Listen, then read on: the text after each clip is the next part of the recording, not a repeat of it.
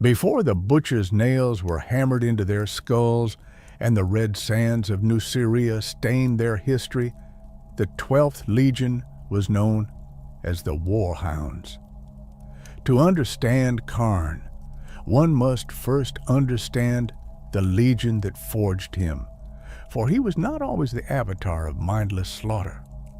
In the beginning, he was a son of Terra, birthed from the gene stock of the throne world's most bellicose tribes, specifically recruited for their inherent aggression and physical resilience.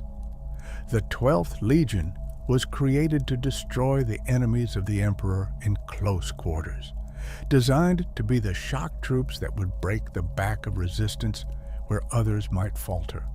However, unlike the berserkers they would become, the Warhounds possessed a rigid, almost unbreakable discipline that channeled their genetic fury into a singular, devastating purpose. Khârn's origins are rooted in this era of white and blue ceramite.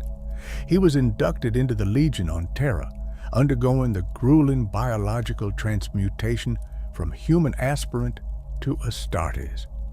The gene seed of the 12th was known for fostering intense bonds of brotherhood, a trait that manifested as a psychic empathy among the legionaries. They did not fight as individuals seeking personal glory, but as a collective organism. This was the era of the phalanx. When the Warhounds deployed, they did so in tight, shield-locked formations, advancing methodically into enemy fire. They were grinders of meat and metal, utilizing chain axes and bolters with industrial efficiency. Khârn absorbed this doctrine into his very soul. He learned that the warrior next to him was as vital as the weapon in his hand. If a brother fell, the line tightened. If a gap opened, it was filled instantly. This intense camaraderie was the bedrock of Khârn's early existence, a stark contrast to the fragmented fratricidal warbands of the 41st millennium.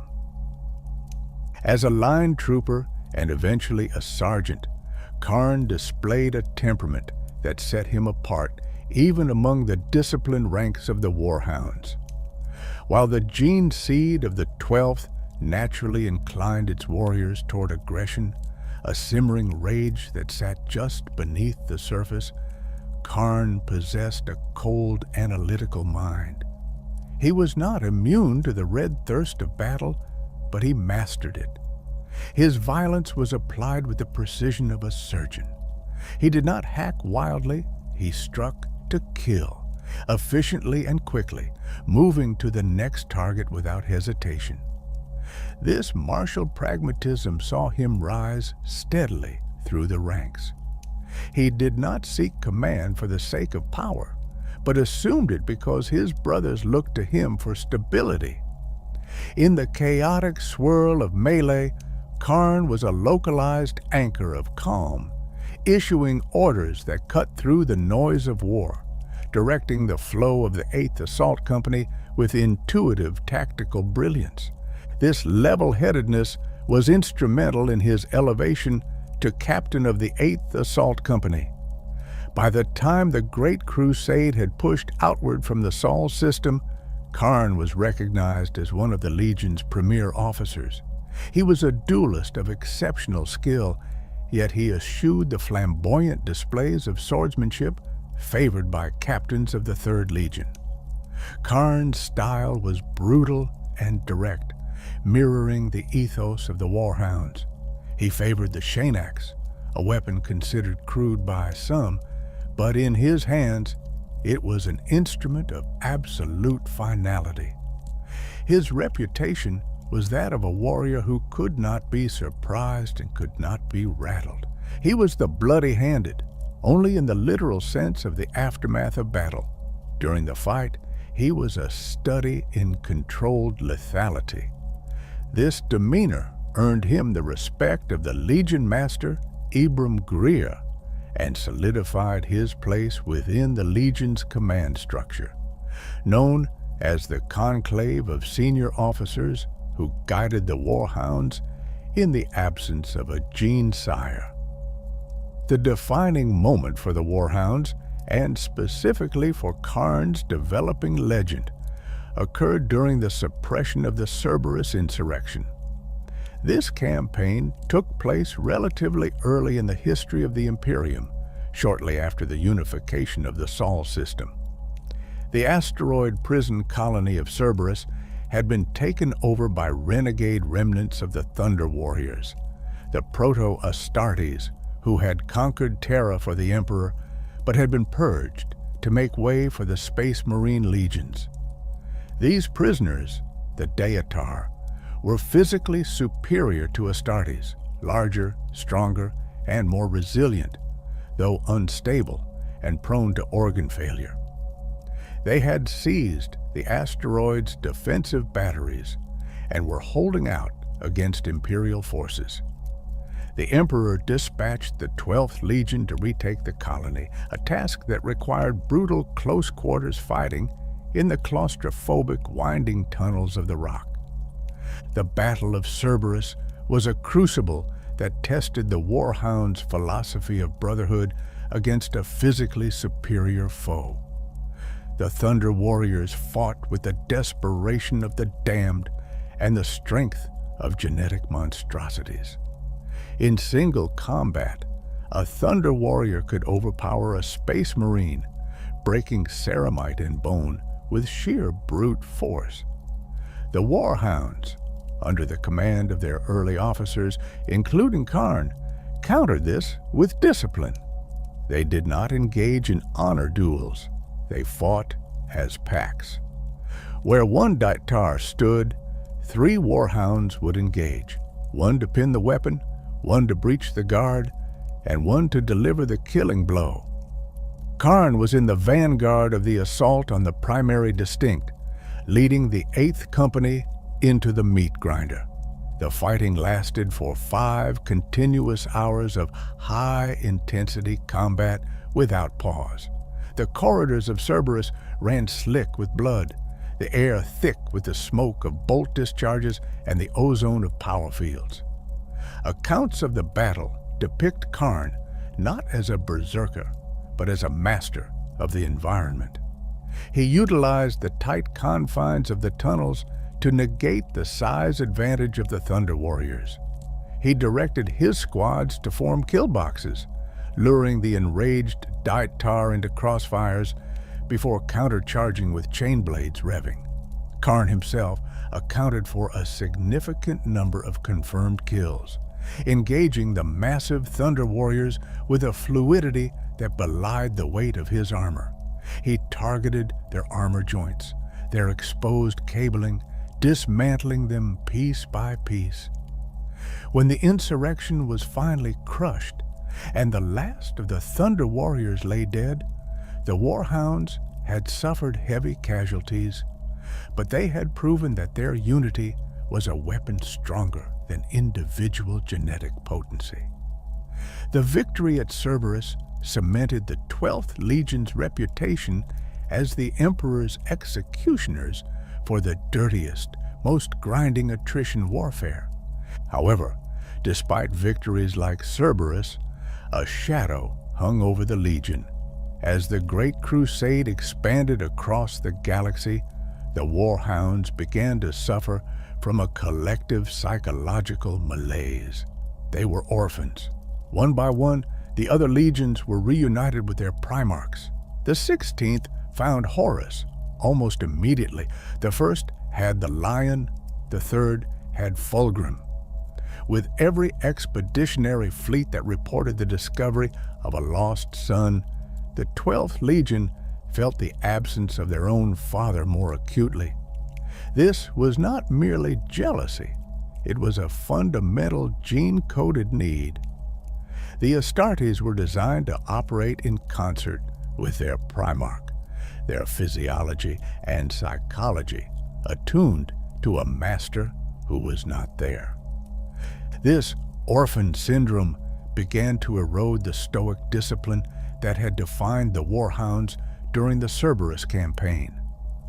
Without a Primarch to center them, To validate their sacrifices, the legionaries began to push themselves to dangerous extremes to prove their worth to the Emperor and to the galaxy. They accepted the most suicidal compliance actions, taking heavy losses that other legions would deem unacceptable. They threw themselves into battle with a recklessness that bordered on self-destruction, seeking to earn a commendation that would fill the void of their missing sire. Khârn watched this deterioration with growing concern. As a captain, he felt the burden of his brother's insecurity. He saw the subtle shifts in the Legion's culture. The brotherhood that once ensured survival was twisting into a pact of mutual martyrdom. The phalanxes became looser, the charges more precipitous. The warhounds were winning, but they were bleeding profusely to do so. The 12th Legion was becoming known not just for their shock tactics, but for their disregard for their own lives. They were a weapon being blunted by overuse, swinging wildly in the dark, desperate for a hand to guide them. The silence from the Imperium regarding their Primarch was deafening. Rumors circulated through the fleet with every astropathic transmission. Was he dead? Was he a monster? Had he been lost to the warp entirely? This uncertainty gnawed at the warhound's morale. Khârn, ever the pragmatist, tried to maintain the standards of the 8th Company, drilling them in the old Terran doctrines, reminding them of the discipline that had won Cerberus. But even he could feel the hollowness in the Legion's soul. They were hounds without a master, bred to hunt but left off the leash for too long, pacing the cages of their void ships with an energy that was turning sour. During the pacification of the O-Star system, this desperation manifested in a near-disastrous assault where the warhounds overran a fortified Xenos position purely through the expenditure of bodies, ignoring calls for orbital support or armored spearheads. They wanted to kill with their hands. They wanted to feel the enemy break. It was a victory, but it was ugly. The other Imperial forces present looked upon the white and blue armored warriors with a mixture of awe and revulsion. They were effective, undeniably, but there was a frantic edge to their violence, a hunger that spoke of deep-seated abandonment issues. Khârn stood amidst the carnage of O-Star, his armor scarred and blackened, looking at the faces of his brothers. He saw the same question in their eyes that he harbored in his own heart. Where is he? The 12th Legion was slowly dying inside, their identity fracturing under the weight of the Great Crusade's endless demands and their own lack of a genetic archetype. They needed Angron, though they could not possibly know that the father they yearned for would bring them not salvation, but a damnation of iron and pain. The discipline of the warhounds was a dam holding back a tidal wave of inherent aggression. And without the Primarch to reinforce that structure, the cracks were widening with every planetary compliance.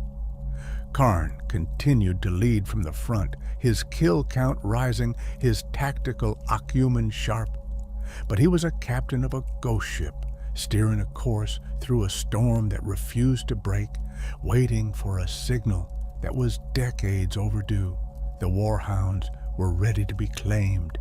They were desperate to belong, and in the cold dark of the 31st millennium, desperation is a gateway to horrors yet unimagined. The search for the 12th Legion's Primarch ended not with a triumphant reunion, but with a tragedy that would fester in the heart of the Legion forever. The expeditionary fleets finally tracked the gene signature to Nuceria, a civilized but brutal world in the Ultima Segmentum, dominated by a high-tech slave-owning oligarchy. The warhounds did not find a king or a general waiting for them. they found a slave rebel, cornered and preparing to die. Angron, the Red Angel, stood at the ridge of Deshia with his ragtag army of gladiators, the eaters of cities, awaiting the final charge of the Nucerian ruling caste's superior armies. He intended to perish alongside his brothers and sisters in a final defiant stand against the High Riders who had enslaved them. The Emperor of Mankind, however, had other plans. Recognizing the value of a Primarch over the sentimental death wish of a gladiator, the Emperor teleported Angron from the surface of Nuceria to the deck of his flagship moments before the slaughter began. From the orbit of the Bucephalus, Angron was forced to watch as his comrades were butchered to the last man, screaming in impotent rage as the High Riders claimed the victory he had promised to deny them. This act of abduction was the first betrayal Angron suffered, and it shattered any possibility of loyalty he might have held for his creator. He was not saved. He was stolen. Transported to the 12th Legion's flagship, the Conqueror, Angron was a beast caged. He did not greet his sons. He retreated to the deepest cargo holds, a labyrinth of dark iron and shadows, and unleashed a grief-fueled rampage. The Warhounds, desperate to connect with their sire, sent their highest-ranking officers to treat with him. Ibram Greer, the Legion Master who had led the Warhounds with distinction for decades, was the first to enter the dark chamber. He did not return. His body was thrown out of the hold, broken and mangled beyond recognition. The next captain went in, believing he could reason with the Primarch. He too was dismantled. For a standard Terran day, the Conqueror was a tomb of silence, punctuated by the wet sounds of slaughter echoing from the lower decks. The command hierarchy of the 12th Legion was systematically decapitated. Angron killed 7 senior captains, tearing them apart with his bare hands and the jagged remnants of piping he ripped from the bulkheads. The legionaries stood in the corridors, paralyzed by a horror they had no tactical response for. They had faced Xenos monstrosities and warp-born nightmares, but they were not prepared for their own father to be a rabid monster who viewed them as jailers.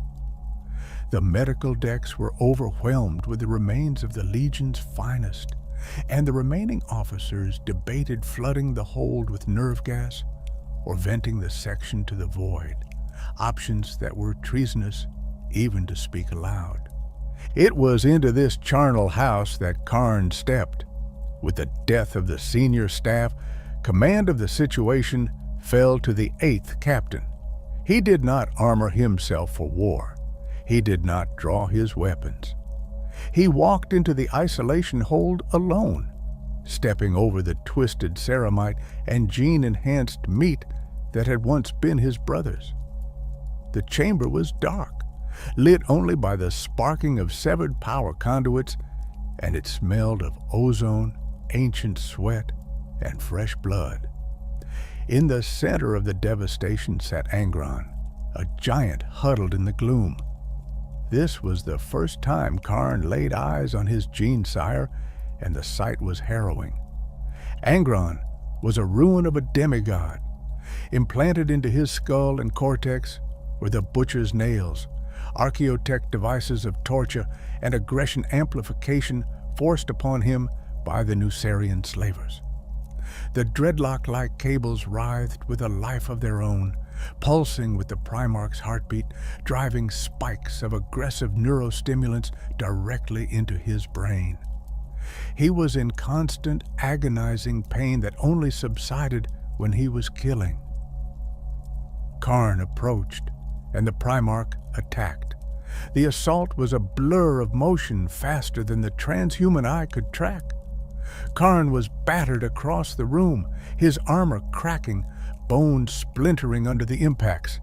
Unlike his predecessors, Khârn did not try to restrain Angron, nor did he beg for his life.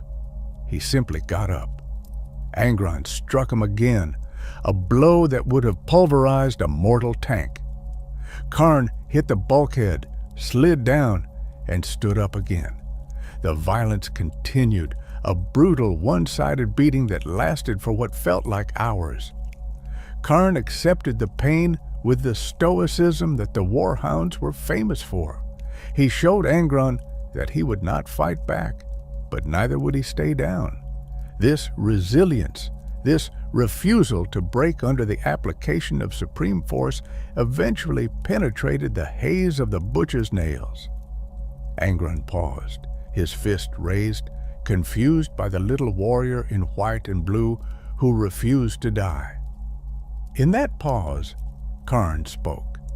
He did not speak of the Emperor, or the Great Crusade, or the glory of the Imperium, concepts Angron loathed. He spoke of brotherhood. He spoke of the army waiting outside, the thousands of warriors who were bred from Angron's own blood. He told the Primarch that while his Nucerian brothers and sisters were dead, a new legion stood ready to die for him. He offered Angron a weapon to turn against the galaxy that had wronged him. Khârn framed the legion not as servants of the Emperor, but as instruments of Angron's will. He was the first soul to successfully communicate with the Red Angel, forging a bond in blood and bruised iron. By the time they emerged from the hold, Khârn was battered, limping, and covered in his own blood, but he was alive, and Angron walked at his side. Khârn had become the equerry, the voice of the Primarch, and the only leash the World Eaters would ever have on their sire. The dynamic between Khârn and Angron was established in that dark room and would define the Legion's future. It was not a relationship of mutual respect in the traditional sense, but one of tragic necessity. Khârn realized early on that his father was broken. The butcher's nails had lobotomized the parts of Angron's brain capable of peace, strategic planning, or empathy. What remained was a creature of pure adrenaline and resentment. Khârn's loyalty, therefore, became a complex burden. He loved the father he was genetically coded to adore, but he also pitied him. He saw the tragedy of a being created for nobility who had been mutilated into a berserker. As equerry, Khârn became the mediator between the Primarch's insane rage and the logistical realities of the Imperial Crusade fleet. Angron had no interest in supply lines, recruitment, or void tactics. He wanted only to make planetfall and kill. It fell to Khârn to translate Angron's incoherent screams for blood into actionable military orders. When Angron demanded a suicidal charge, Khârn would interpret the command to the other captains, adjusting the strategy just enough to ensure the Legion's survival without disobeying the spirit of the order. He managed the Primarch's moods, knowing when to unleash him and when to keep the blast doors of his quarters sealed. Khârn bore the brunt of Angron's physical abuse during the Primarch's episodes of Lost Time, where the nails seized control completely. He took the blows meant for others, preserving the Legion's command structure by acting as the lightning rod for their sire's agony. This transformation of the Legion's soul was cemented by a change in identity. Angron held the Warhounds in contempt. He viewed their discipline and their phalanxes as weak, the tactics of cowards who hid behind shields. During a fleet-wide address, Angron mocked his sons, comparing them unfavorably to his dead gladiator army. He told them they were soft, that his true brothers were the eaters of cities, while the legionaries were merely eaters of worlds, a derogatory term implying they were mindless locusts consuming territory for a distant tyrant. Khârn, displaying the quick wit and adaptability that marked his command style, seized upon the insult. He took the name World Eaters and cast it not as a slur, but as a promise of total devastation. Under Khârn's guidance, the 12th Legion embraced the new moniker. They began to shed the identity of the Warhounds. The rigid discipline of the shield wall was slowly discarded in favor of the loose, aggressive skirmish lines that Angron favored. The legionaries began to emulate the gladiatorial culture of Nuceria to feel closer to their distant father. This cultural shift was physical and brutal. Khârn facilitated the introduction of the fighting pits aboard the ships of the fleet. To gain Angron's respect, the Astartes had to bleed. The training decks were converted into arenas where legionaries fought duels to first blood, or sometimes to death, stripping away the sanitized warfare of the Astartes and replacing it with the visceral personal combat of the gladiator. They adopted the weapons of the Nucerian pits, the Sedere weapons. Chain axes, meteor hammers, and flails replaced standard-issue bolters and power swords. The chain axe, specifically, became the icon of the World Eaters, a weapon that required strength and savagery rather than finesse, tearing through armor with chewing teeth of adamantium. Khârn led this transition by example. He was the first to master the Nucerian style, blending his Terran discipline with the raw ferocity Angron demanded. He showed the Legion that they could be both Astartes and gladiators. The white and blue armor of the Warhounds began to change, not by decree, but by the accumulation of gore. They stopped cleaning their plate as thoroughly, wearing the blood of their enemies as a badge of honor, a visual signal to their father that they were indeed the eaters of worlds he despised them for being. The tragedy of the World Eaters was that they were changing themselves to please a father who could never be pleased. Angron's brain was wired to only feel positive chemical feedback when he was killing. He was physically incapable of loving them. Yet Khârn kept the illusion alive. He organized the pits, he directed the slaughters, and he stood at Angron's right hand, a dutiful son guiding a blind monster through the stars. The Warhounds were dead, buried in the cargo hold of the Conqueror. In their place stood the World Eaters, a legion dismantling its own sanity brick by brick in a desperate bid for validation, marching behind an equerry who knew the path led only to damnation, but walked it anyway, because that was where his father walked.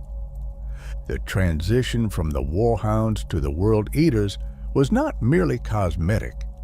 It was a fundamental rewiring of the Legion's neurology. The gladiator pits and the adoption of the chain axe had brought the legionaries closer to their father's culture, but a chasm of understanding still separated them. Angron was not just a warrior, he was a torture victim, his brain chemistry permanently altered by the cruciamen, the butcher's nails. To truly understand their sire, to bond with him in the way the gene seed compelled them to, the World Eaters realized they had to share his mutilation.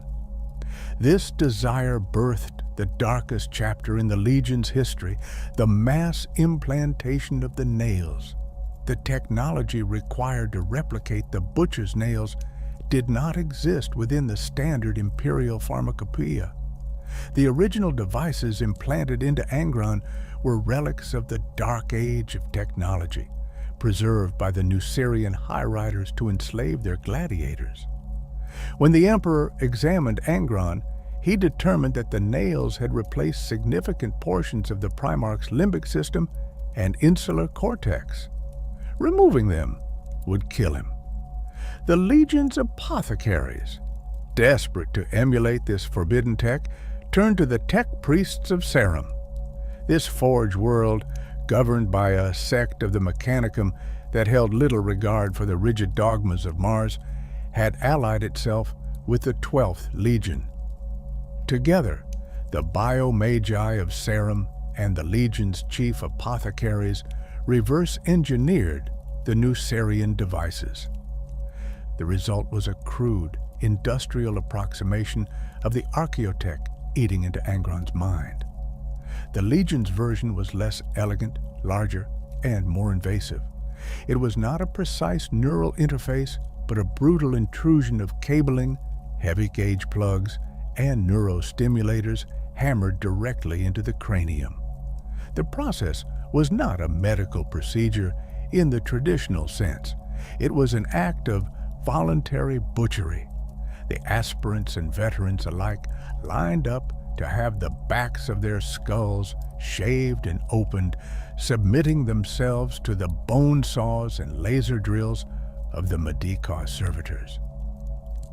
Khârn was among the first to undergo the surgery. As the equerry and the captain who had first connected with Angron, the burden of leadership demanded he lead the way into this new hell. The procedure performed on Khârn was a nightmare of biological violence. He lay awake on the operating slab, his physiology dampened by suppressants that would have stopped the heart of a mortal man, while the apothecaries bored through the fused bone of his occipital plate. The device, resembling a bundle of thick, dreadlock-like cables ending in metallic spikes, was driven into the soft matter of his brain. The nails were designed to overwrite the natural chemical rewards of the brain. They severed the neural pathways responsible for fear and caution, rerouting them into centers of aggression. When Khârn rose from the slab, he was no longer the same entity that had led the assault on Cerberus. The immediate physiological change was the onset of a constant, ticking pain. The nails did not simply enhance aggression, they punished the lack of it. In moments of calm, Khârn felt a dull, grinding agony behind his eyes, a phantom pressure that eroded patience and focus. The only release from this torture was the spike of adrenaline and dopamine released during extreme violence. The nails rewarded the kill. They flooded the Astartes system with intense, euphoric pleasure whenever they inflicted harm. For Khârn, a warrior defined by his cold, analytical detachment, this was a spiritual lobotomy. He retained his tactical genius, but it was now constantly besieged by a mechanical parasite screaming for blood. The peace he had once found in the brotherhood of the mess hall or the quiet of the strategy deck was gone forever, replaced by the ticking of the nails and the red throb of a headache that only slaughter could cure. The implantation spread through the Legion like a virus. While the Emperor had strictly forbidden the modification of the Astartes gene template, the World Eaters operated on the fringes of the Great Crusade, far from the direct oversight of Terra. Entire companies went under the knife. The effects on the Legion's combat doctrine were immediate and catastrophic to their discipline. The shield walls that had once defined the Warhounds crumbled entirely. A warrior with the butcher's nails could not hold a defensive line. The pain of standing still while an enemy lived was too great. They broke ranks to charge, abandoning strategy for the immediate chemical release of melee combat. This degeneration came to a head on the world of Gena. The cleaning of the planet had been a bloody affair, characterized by the World Eaters butchering the population in a display of excess that drew the attention of the Space Wolves. Leman Russ, the Wolf King, was dispatched to bring his brother Angron to heel. The 6th Legion arrived not to conquer, but to police. They demanded the World Eaters cease their implantation of the nails and return to the Emperor's tactical doctrines. Angron refused, and the tensions boiled over into open warfare between the two Astartes legions.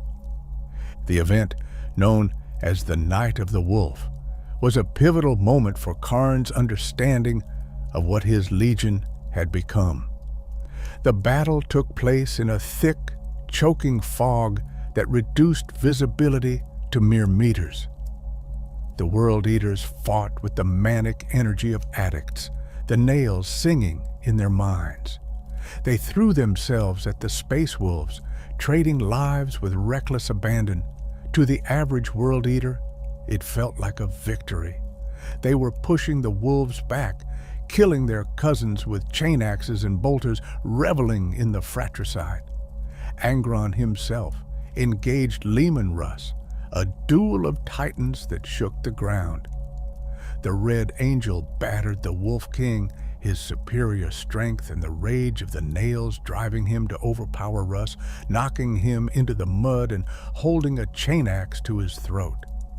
In that moment, the World Eaters cheered, believing their father had proven his superiority, but Khârn saw the truth.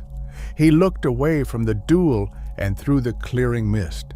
While the World Eaters had clumped around the duel, cheering like a mob of spectators in a Nucerian arena, the Space Wolves had executed a perfect encirclement.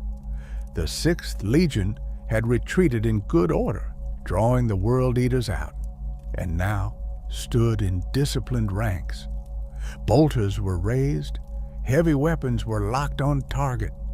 Khârn realized with a cold jolt of horror that while Angron held a blade to Russ's throat, hundreds of Space Wolves had their bolters aimed at Angron's head. Russ tried to teach Angron a lesson, that a gladiator might win a duel, but a soldier wins the war. Angron, blinded by the nails, could not understand. He only saw that he was the one standing, but Khârn understood. He saw that the nails had stripped the World Eaters of their unit cohesion. They were no longer an army. They were a horde of individual killers.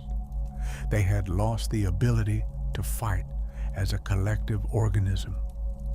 The Night of the Wolf ended in a stalemate, but for Khârn, it was a defeat.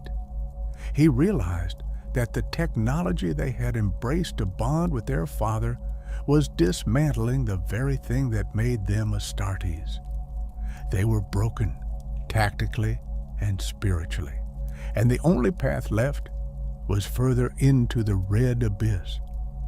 The fracturing of the Legion's soul was further exacerbated by the incompatibility of the nails with the Legion's librarians. The psyker gene mutation and the crude cybernetics of the Butcher's nails were a fatal combination. When a librarian with the nails attempted to tap into the warp, the pain was magnified 1,000-fold, often causing aneurysms or uncontrolled psychic backlash. The librarians of the World Eaters, once a vital part of the Warhound structure, began to die out or lose their minds faster than their brothers. The nails bit harder on the psychic mind. This created a schism. The rank-and-file World Eaters, suffering under their own nails, began to view their psychic brothers with suspicion and eventually hatred. The librarians caused resonance pain to those around them when they used their powers, triggering the nails in their brothers. This growing anti-psyker sentiment within the 12th Legion placed Khârn in a unique position during the Council of Nicaea. The Great Conclave was called by the Emperor to judge the use of psychic powers within the Legionese Astartes. Khârn attended as Angron's equerry, standing in the great amphitheater amidst the assembled might of the Imperium. While other legions, like the Thousand Sons and the White Scars, argued passionately for the preservation of the Librarius, the World Eaters stood in grim silence. Khârn watched the proceedings with a detached cynicism. To the World Eaters, the debate was academic. Their own librarius was already dying, killed by the machines in their skulls. Angron despised witchcraft, not out of dogmatic purity, but because it was a weapon of the weak. Magic was a way to kill without bleeding, without risking one's own flesh in the pits. Khârn shared this view. He saw the Thousand Sons' reliance on the warp as a crutch. The Nails had narrowed the World Eater's worldview to the physical, the visceral, and the immediate. Anything that could not be cut with a chain axe was suspect. The Council of Nicaea resulted in the edict that banned the librarius and the use of sorcery. For most legions, this was a crippling blow or a cause for rebellion. For Khârn and the World Eaters, it was a validation of their descent. The Emperor had essentially codified the World Eaters' prejudice. They did not need the warp. They had the nails. Khârn observed the censure of Magnus the Red with cold indifference. The 12th Legion was already walking a path that diverged from the Emperor's light. But on this one issue, they were the Emperor's most unintentional loyalists. They had already purged the weakness of the mind from their ranks, replacing it with the strength of the machine-driven rage. This ingrained hatred of sorcery, forged in the pain of the nails and ratified at Nicaea, would eventually mature into the theological hatred of magic that defined the servants of Khorne. But in the 31st millennium, it was simply another symptom of their mutilated physiology. Khârn left Nicaea with the certainty that the galaxy was becoming a place where only the strongest, the most brutal, would survive. The nails ticking in his skull were a constant reminder that peace was a lie. There was only the fight. The surgery had taken his ability to dream, his ability to feel joy save for the spray of arterial blood, and his ability to relate to the other legions. He was an alien to his cousins in the Ultramarines or the Imperial Fists. They spoke of empire building and the imperial truth. Khârn only heard the drumbeat of the nails, driving him toward the next slaughter, the next moment of clarity where the pain would stop and the red work would begin. The equerry was dead. The betrayer was being forged in the fires of his own agony. The road from Nicaea led inevitably to the Istvan system, a journey measured not in light years, but in the degradation of the 12th Legion's soul. When the War Master Horus Lupercal declared his rebellion, the World Eaters were among the first to answer the call, not out of political conviction or a desire to rule, but because the War Master offered them a galaxy of unrestrained violence. The complex web of lies and justifications Horus spun for the other traitor legions was unnecessary for Angron and his sons. They required only a target. The purging of the loyalist elements within the traitor ranks on Istvan III was intended to be a clinical, orbital excision, a quiet murder of those Astartes who still clung to the Emperor's vision. But the World Eaters did not do clinical. When the virus bombs fell and the Life Eater pathogen scoured the surface of Istvan III, reducing billions of civilians and thousands of loyalist Astartes to organic sludge, the plan was for a firestorm to incinerate the remains. However, a warning had reached the surface, and many loyalists had taken shelter in sealed bunkers. They survived the bio-purge. Horus, ever the strategist, prepared for a second bombardment to finish the job. Angron, however, heard that his enemies were still alive. The Red Angel refused to let artillery do the work of a chain axe. In a direct violation of the War Master's orders, Angron launched a drop pod assault into the ruins of the Coral City. He wanted to look his sons in the eye as he killed them. Khârn descended with the first wave. The 8th captain did not try to stop his Primarch. The time for being the equerry of reason had passed.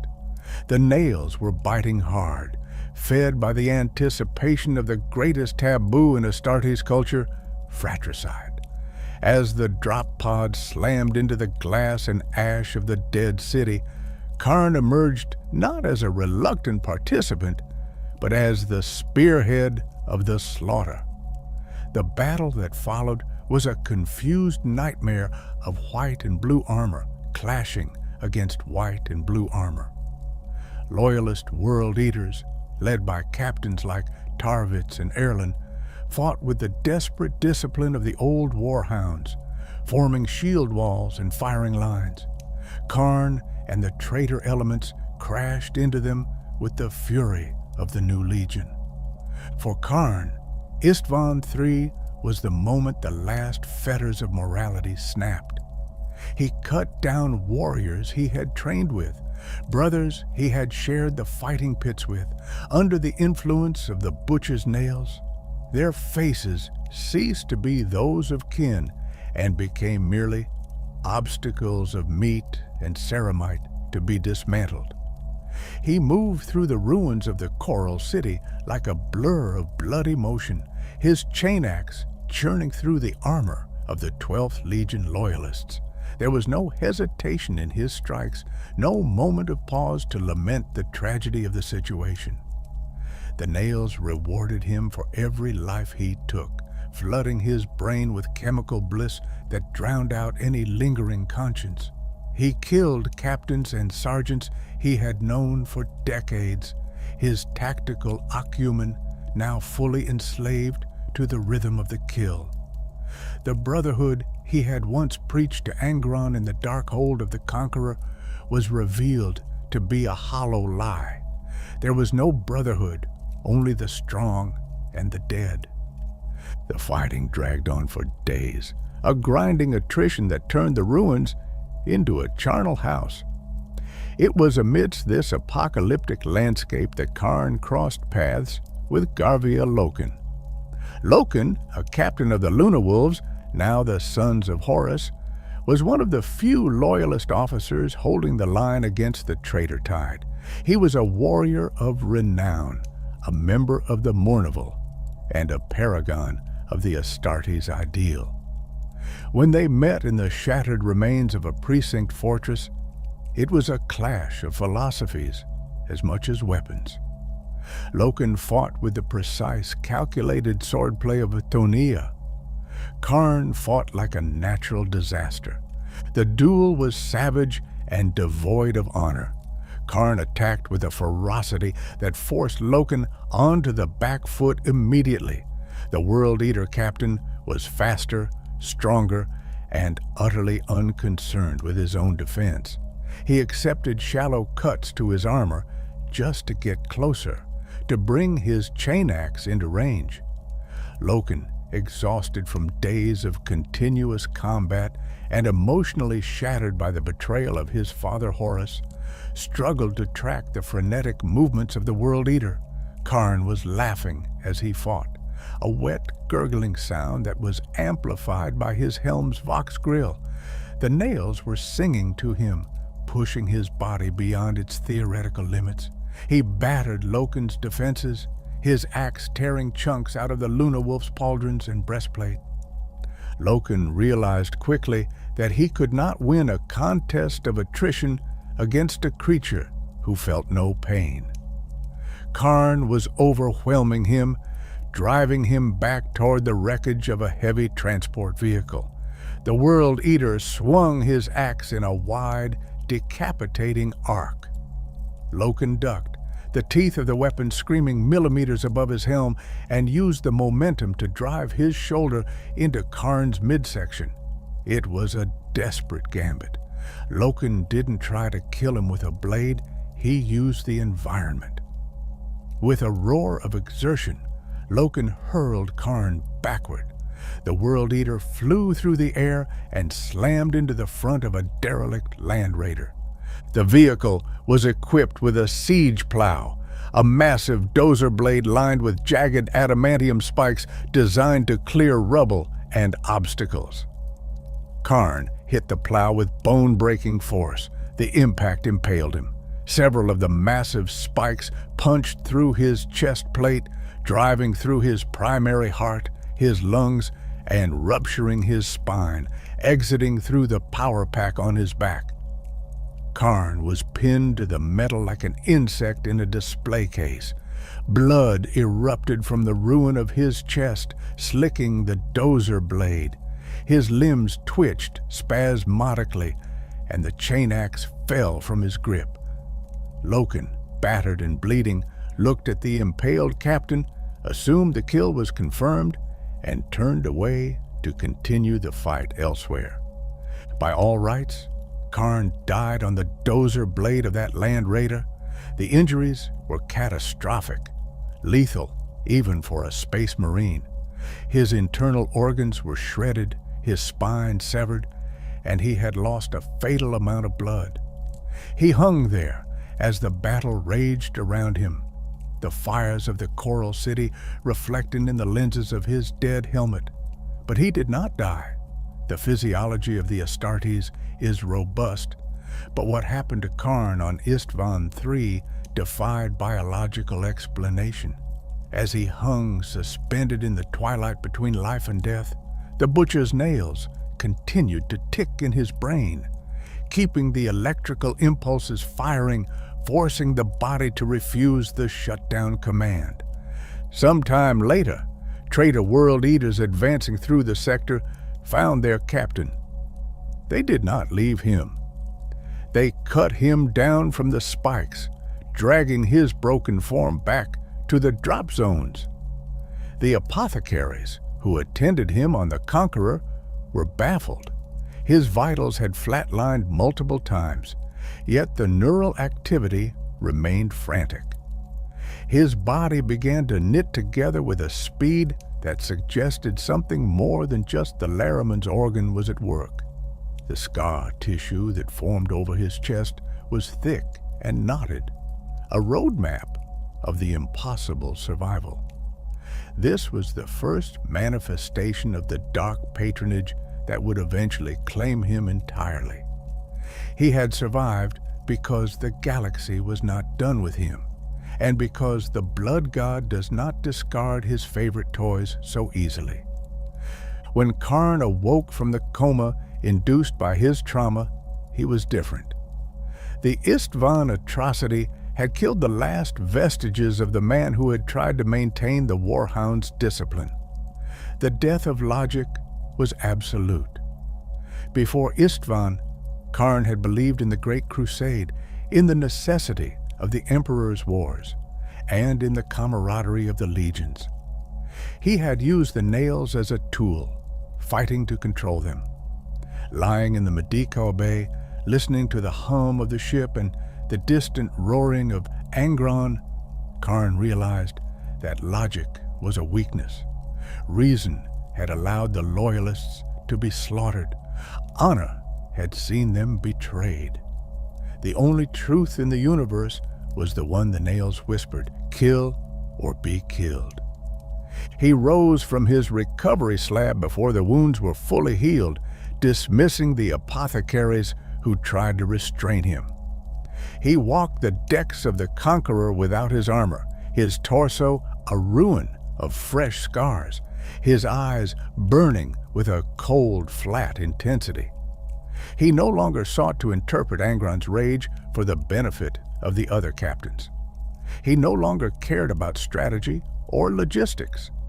The imperial truth, the secular rational philosophy that the Emperor had built his imperium upon, was dead to him. It was a lie told to children to keep them from seeing the wolves in the dark. Khârn accepted that he was a monster. He accepted that his legion was a gathering of madmen, and for the first time since the surgery, he stopped fighting the current. He let the nails take the wheel.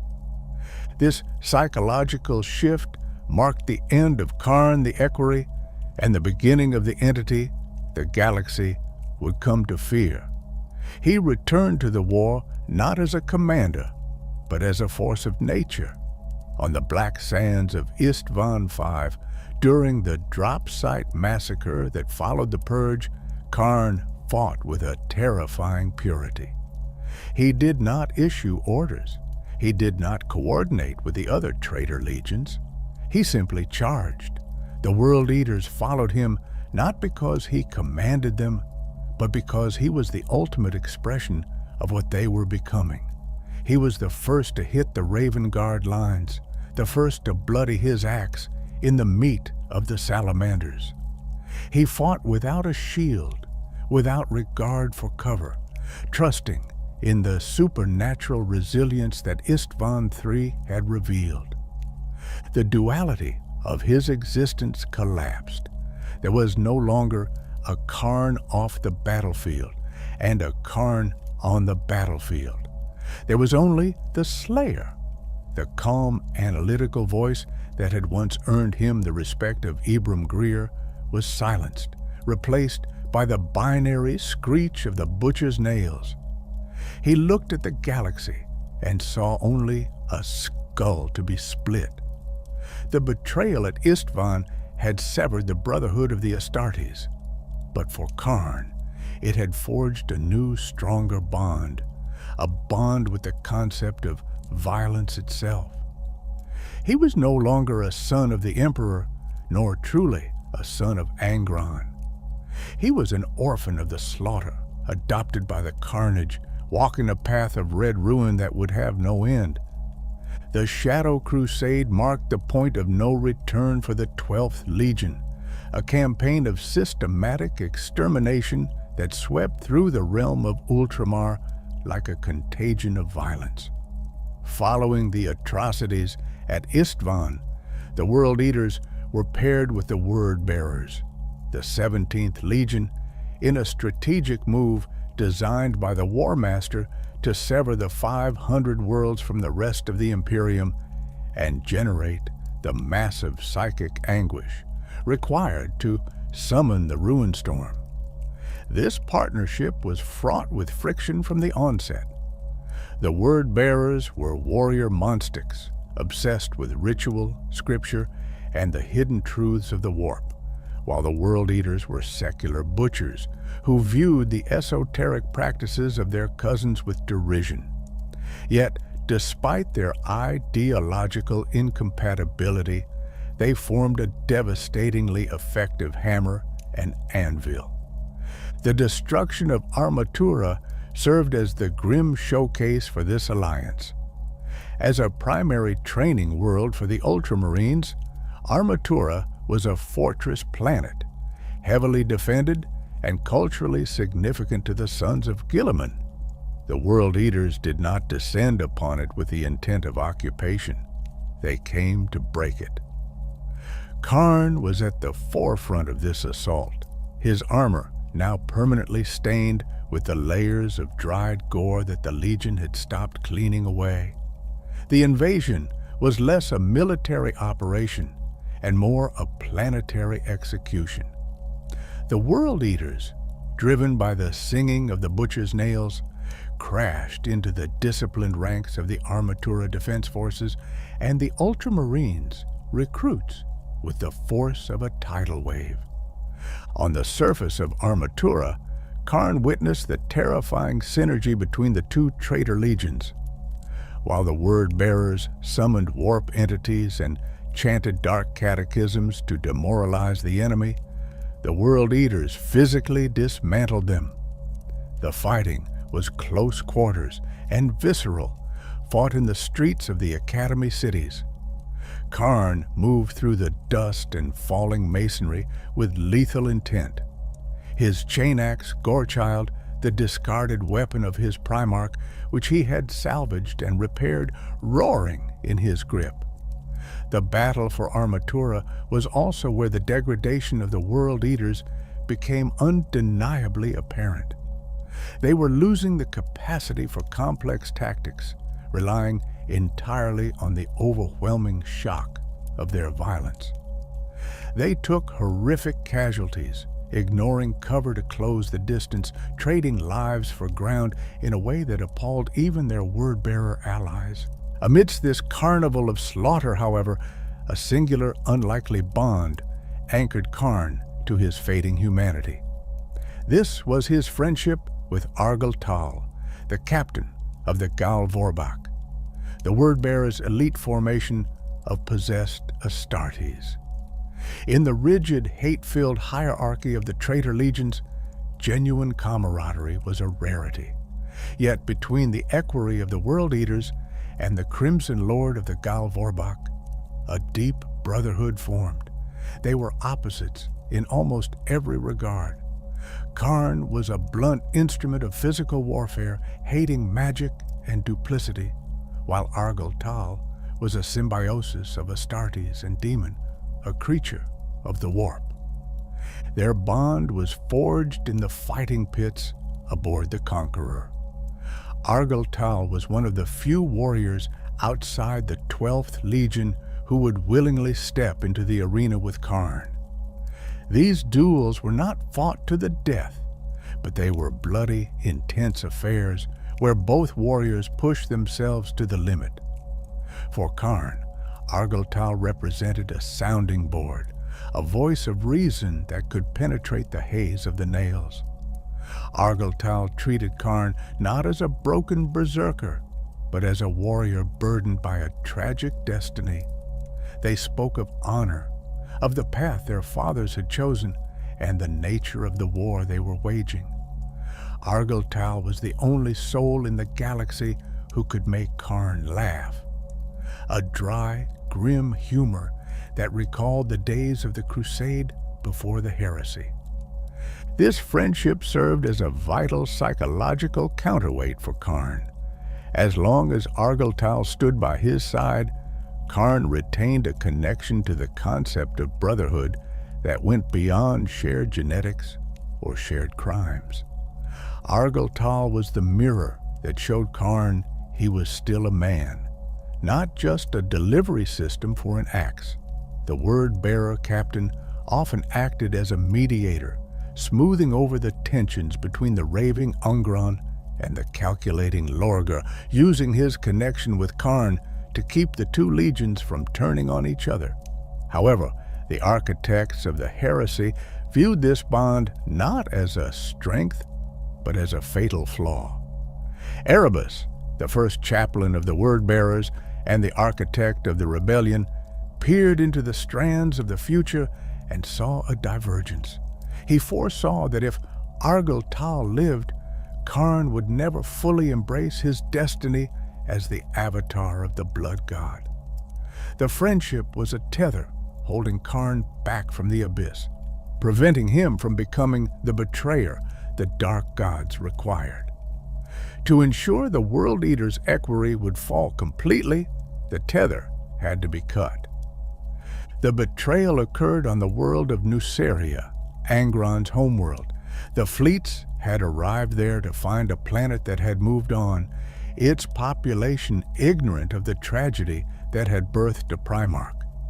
As the legions made planetfall to purge the population that had enslaved their sire, Erebus made his move. He did not face Argyll Tal in honorable combat, for he knew the Gal Vorbak was the superior warrior. Instead, in the shadow of the chaotic deployment, Erebus struck from behind. He plunged a ritual Athame blade into Argyll Tal's back, severing the bond between the Astartes and the demon within him, leaving him vulnerable to a mortal death. Khârn was not present to witness the murder, a fact that Erebus had carefully orchestrated. When Khârn discovered the body of his closest friend, the psychological impact was seismic. He did not weep. The butcher's nails had long since cauterized the capacity for such grief. Instead, a cold, absolute silence descended upon his soul. The last restraint on his rage snapped.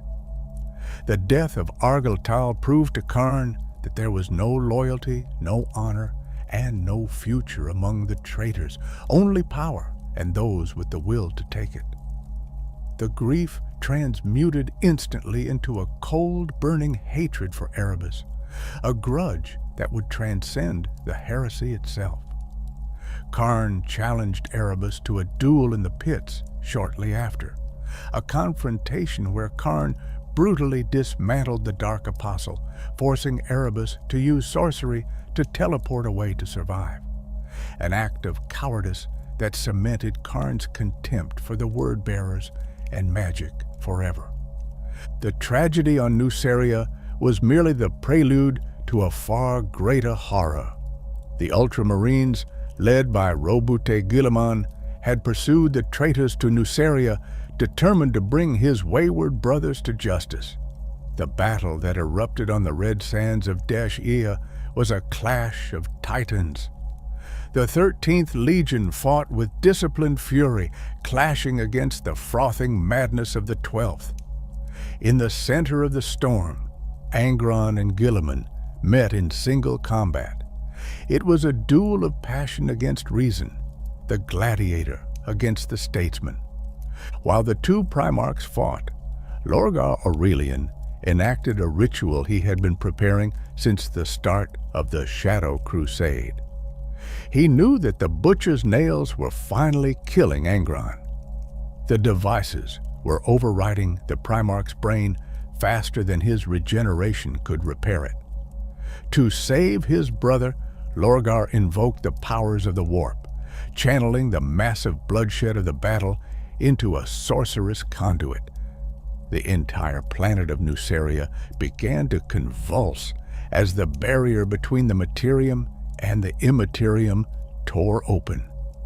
Khârn fought through the swirling madness, cutting down Ultramarines with mechanical efficiency. But his eyes were drawn to the center of the conflict. He watched as his father was enveloped in a storm of red lightning and blood-slicked energy. The transformation was agonizing and total. The mortal shell of Angron, scarred and broken by centuries of abuse, was obliterated. In its place, the warp knitted together a new form, one composed of pure rage and bound by the laws of the Empyrean. The being that rose from the crater was no longer a Space Marine Primarch. Angron had achieved apotheosis. He stood twice the height of a mortal man, his skin the color of spilt blood, his body wreathed in brass armor that seemed to grow from his very flesh. Massive leathery wings spanned from his back, blotting out the choked sun of Nuceria. His face was a bestial ruin, a snarl of fangs and hate crowned by a halo of burning iron. The butcher's nails were still there, integrated into his demonic form, now eternal tormentors that would drive him for all eternity. He was a demon prince of Khorne, the first of the Primarchs to ascend. The sight of Angron's ascension broke the morale of the Ultramarines and sent shockwaves through the World Eaters. For Khârn, it was the final abandonment. The father he had served, the broken warrior he had tried to guide and protect, was gone. Angron was now a creature of the warp, an entity that belonged to the great game of chaos, not to his sons. A demon prince could not lead a legion in the logistical sense. It could only lead slaughter. Khârn realized, standing amidst the corpses of Nuceria with the warp storm howling around him, that the burden of command now fell squarely on his shoulders. Angron would be the whirlwind, the destructive force they would unleash upon the enemy, but Khârn would have to be the one to aim him. He would have to manage the dwindling supplies, the degrading ships, and the fracturing sanity of the legionaries. The 12th Legion was no longer a military unit. It was a cult of blood following a god monster. The Shadow Crusade had succeeded in creating the Ruin Storm and birthing a demon Primarch, but the cost was the absolute loss of the World Eaters' identity. They were orphans once again, but this time Their father wasn't missing. He was a nightmare, standing right in front of them, screaming at the sky with a voice that cracked the very bedrock of the world. Khârn gripped the haft of Gorechild, the ticking of the nails in his skull synchronizing with the beating of the giant demonic wings, and accepted that the long war had only just begun. By the time the Conqueror broke geostationary orbit over the throne world, the transformation of the 12th Legion was absolute. The discipline of the Warhounds had been entirely eroded by the butcher's nails and the influence of the warp, leaving behind a horde of frothing madmen who required no strategy other than to be pointed at the enemy. The Siege of Terra was not a military campaign for the World Eaters. It was a planetary-scale feeding frenzy. While Perturabo of the Iron Warriors orchestrated the grand logistics of the siege, breaking codes and dismantling void shields, and Horus directed the movement of millions of traitor army regiments, the World Eaters were simply unleashed. They were the fire ship sent into the harbor, designed to burn and destroy until nothing remained. Khârn stood at the forefront of this red tide. The drop assault on the Lion's Gate spaceport was one of the pivotal opening moves of the ground war, a massive, fortified complex that served as the primary transit hub for the Imperial Palace's orbital traffic. It was a fortress of void-hardened rockcrete and adamantium, defended by the Imperial Fists and thousands of solar auxilia.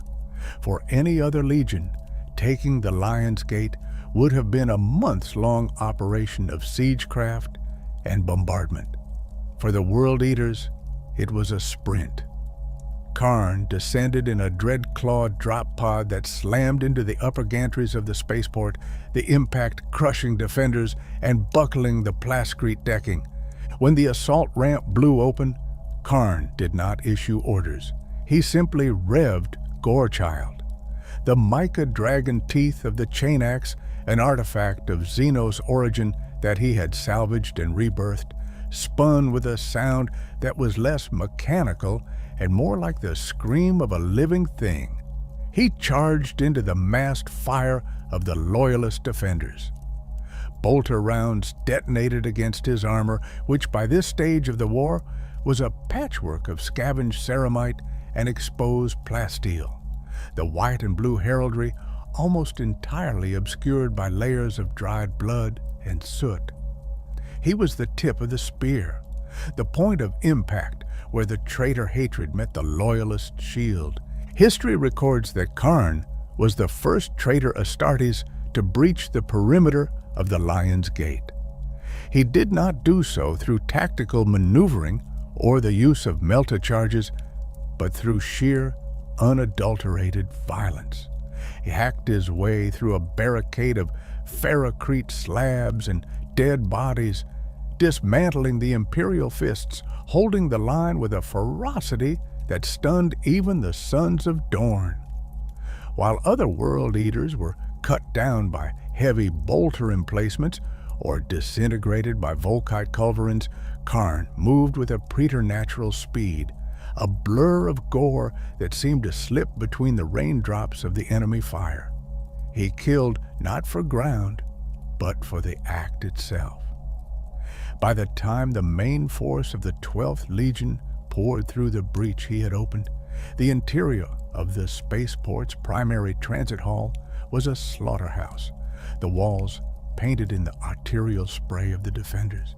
As the siege dragged on, transitioning from the initial landings to the grinding horror of the inner walls, Khârn's mental state underwent a profound shift.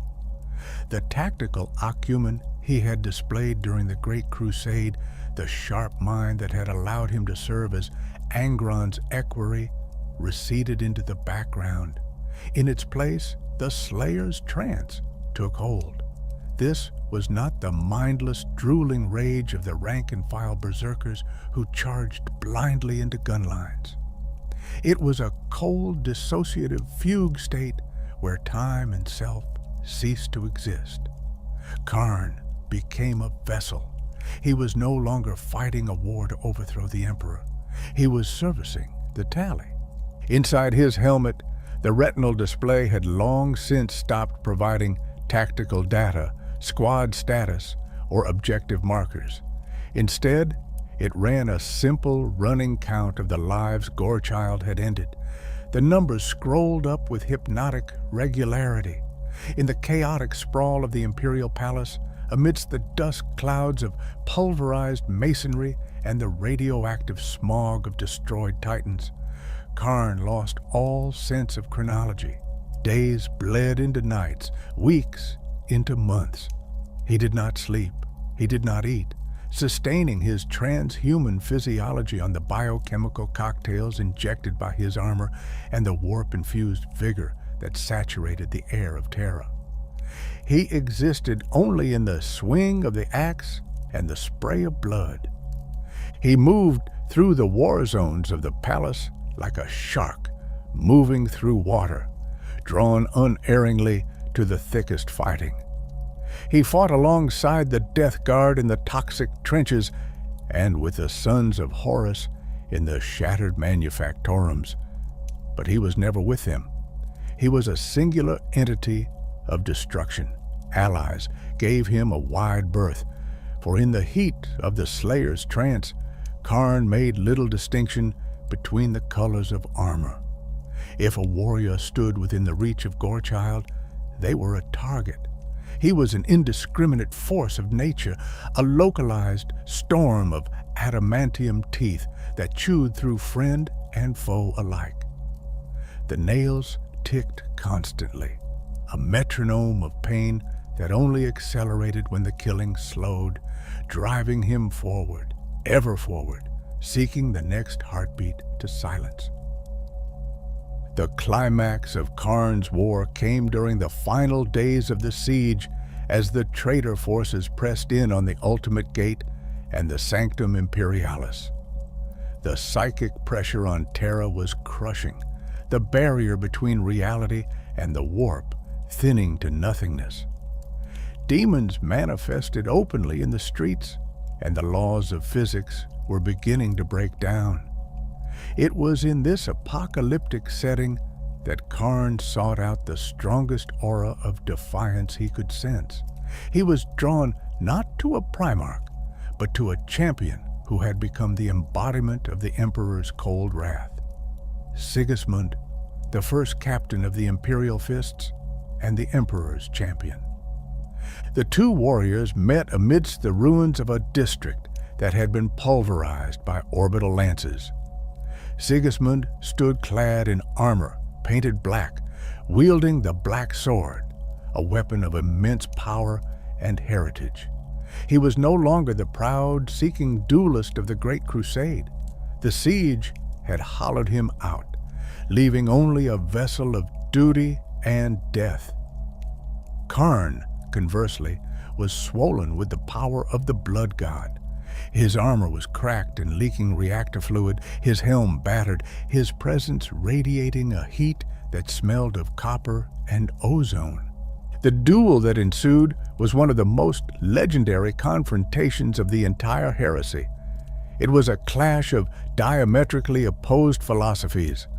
The hot, uncontrolled rage of Khorne against the cold, disciplined nihilism of the Imperium. Khârn attacked with the force of a landslide. Gorechild screamed as it met the black sword, the impacts sending shockwaves through the ruined street.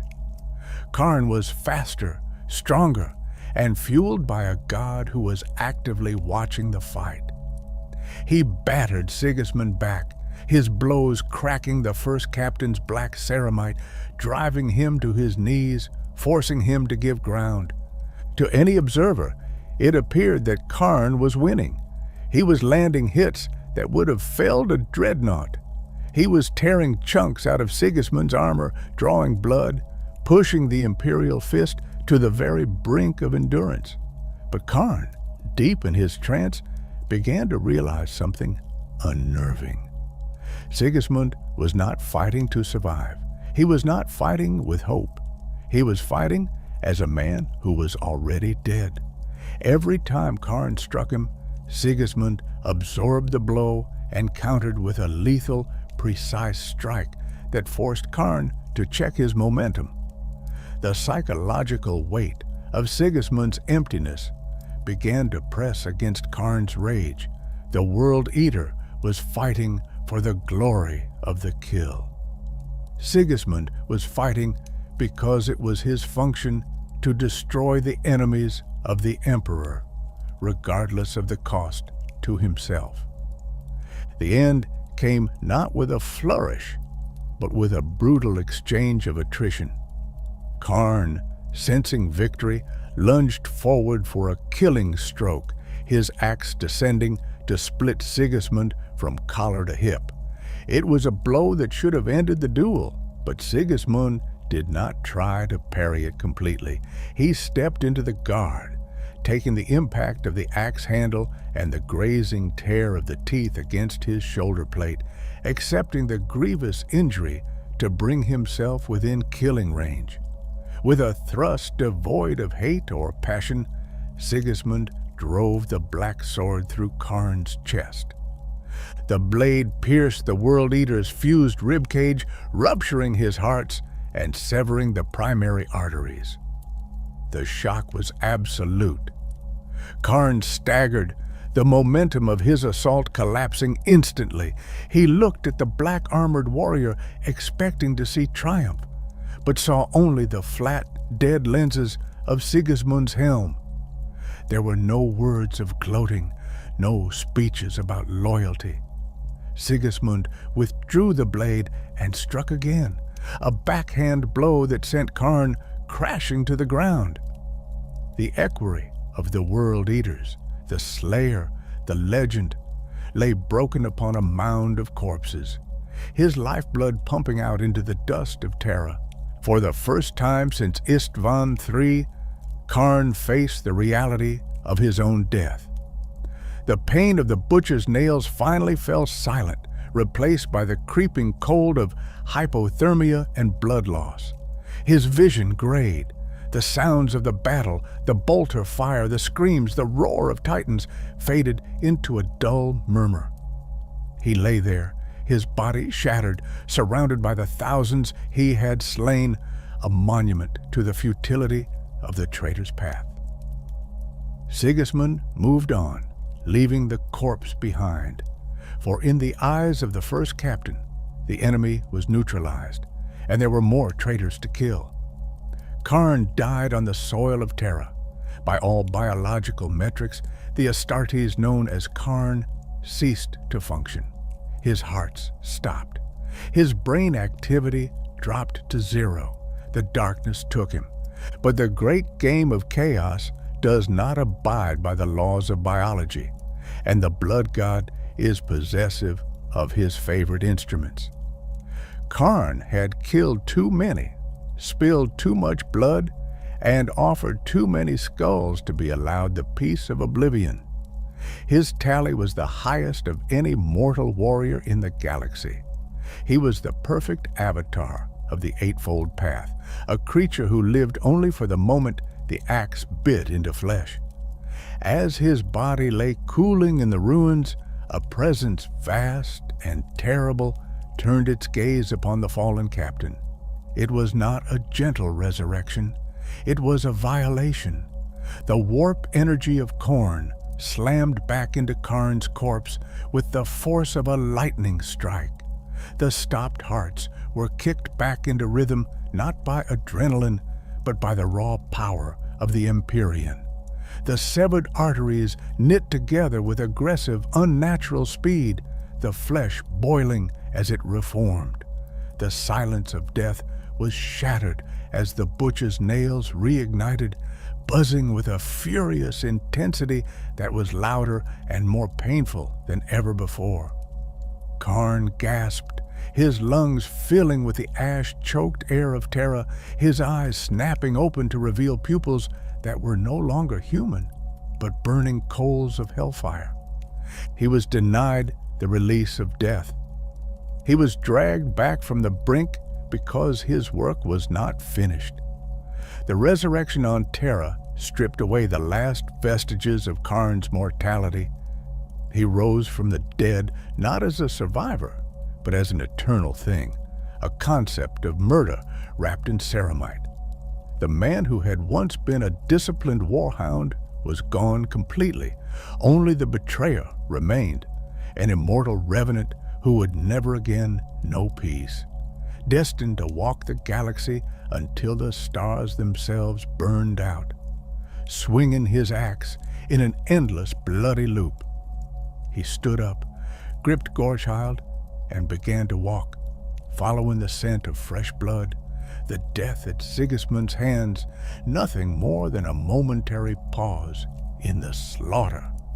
The flight from Terra was a bitter, ash-choked withdrawal that stripped the last vestiges of pride from the traitor legions.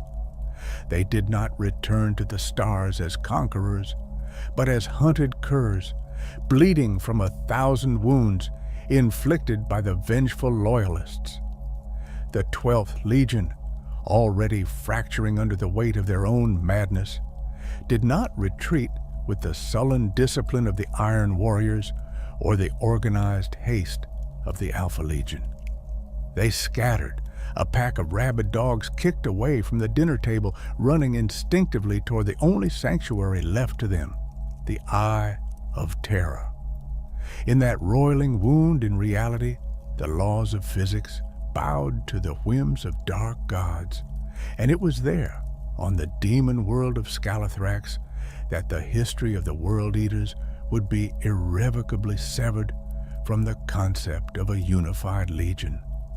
Scalathrax was a bleak, hateful rock, a prize of dubious value that the World Eaters contested against their cousins, the Emperor's children. The conflict was not driven by strategic necessity or resource acquisition in the logistical sense. It was a war of spite.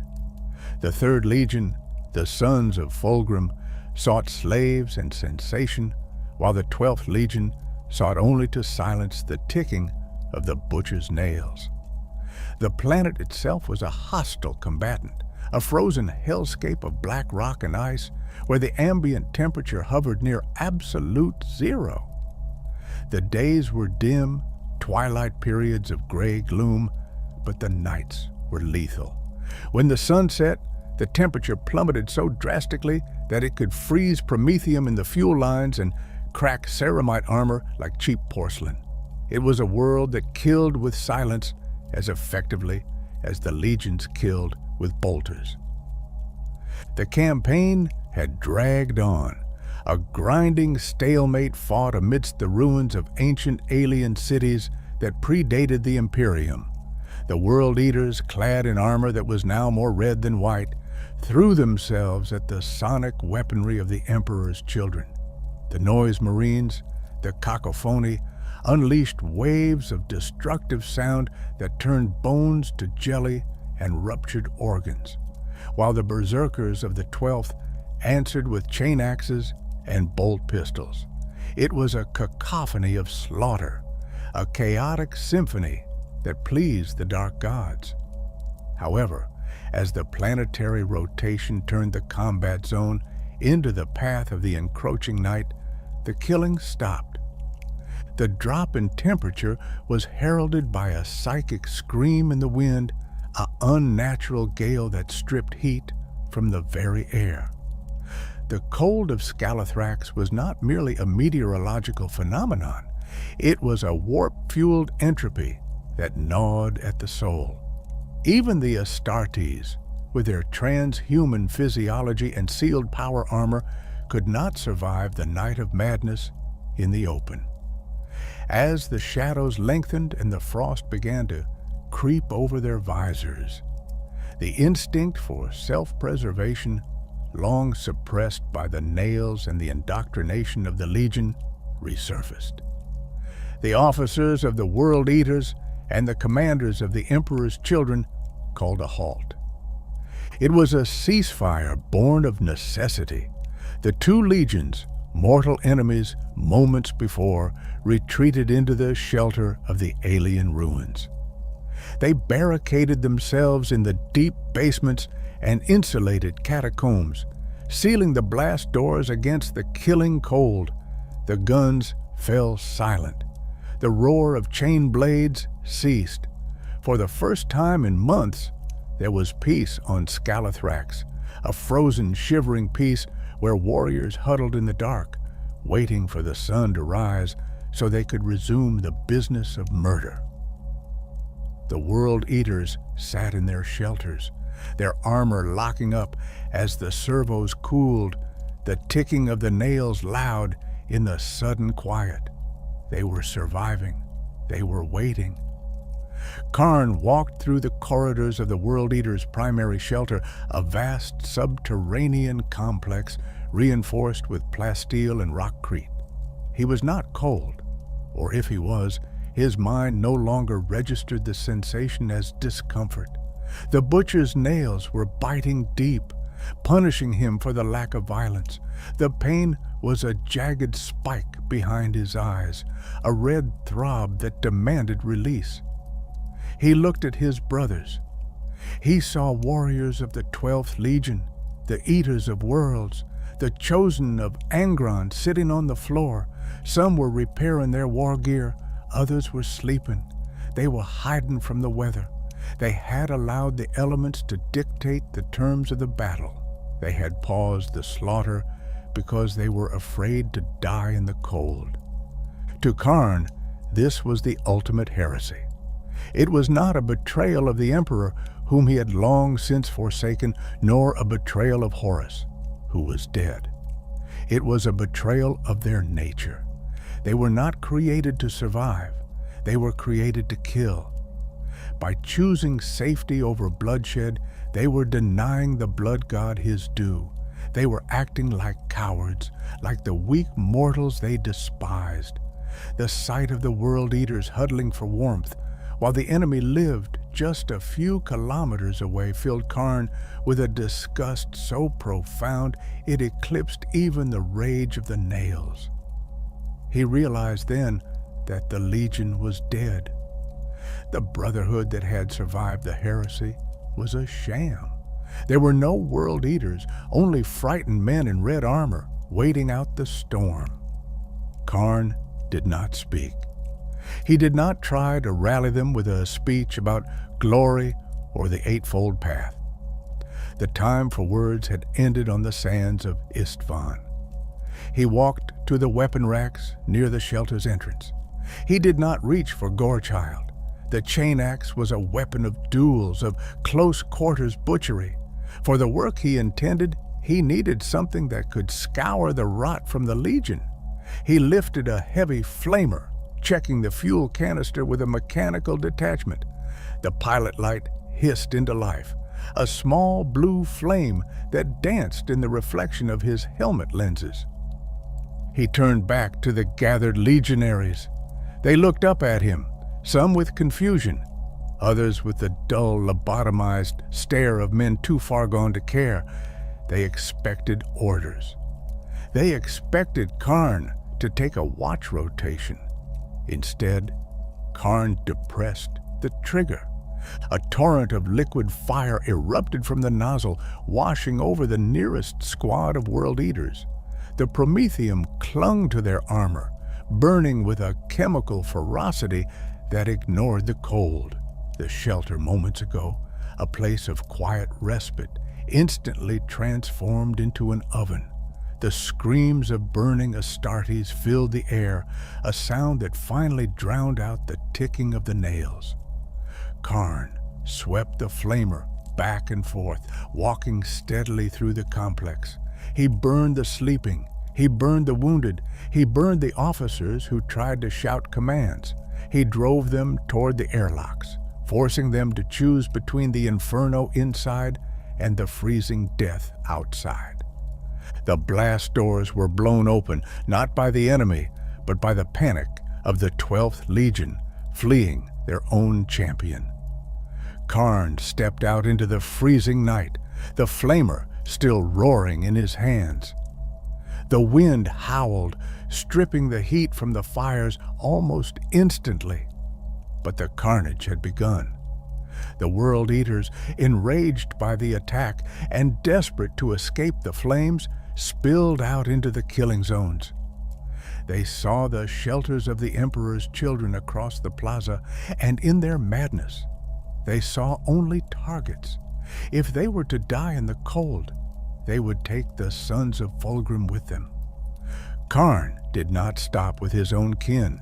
He marched across the frozen ground, a burning avatar of destruction, and turned his weapon upon the Emperor's children. He burned their barricades, melting the ice that sealed their bunkers. He forced them out into the open, shattering the ceasefire with a brutality that defied logic. The night of Scalathrax descended into absolute chaos. It was no longer a battle of tactics or objectives. It was a riot of slaughter fought in pitch blackness, illuminated only by the muzzle flashes of bolters and the fires Khârn had lit. The cold killed hundreds. Warriors froze in mid-stride, their armor locking into statues of ice as their power packs failed, but thousands more died by the blade. Khârn discarded the empty flamer and drew Gorechild.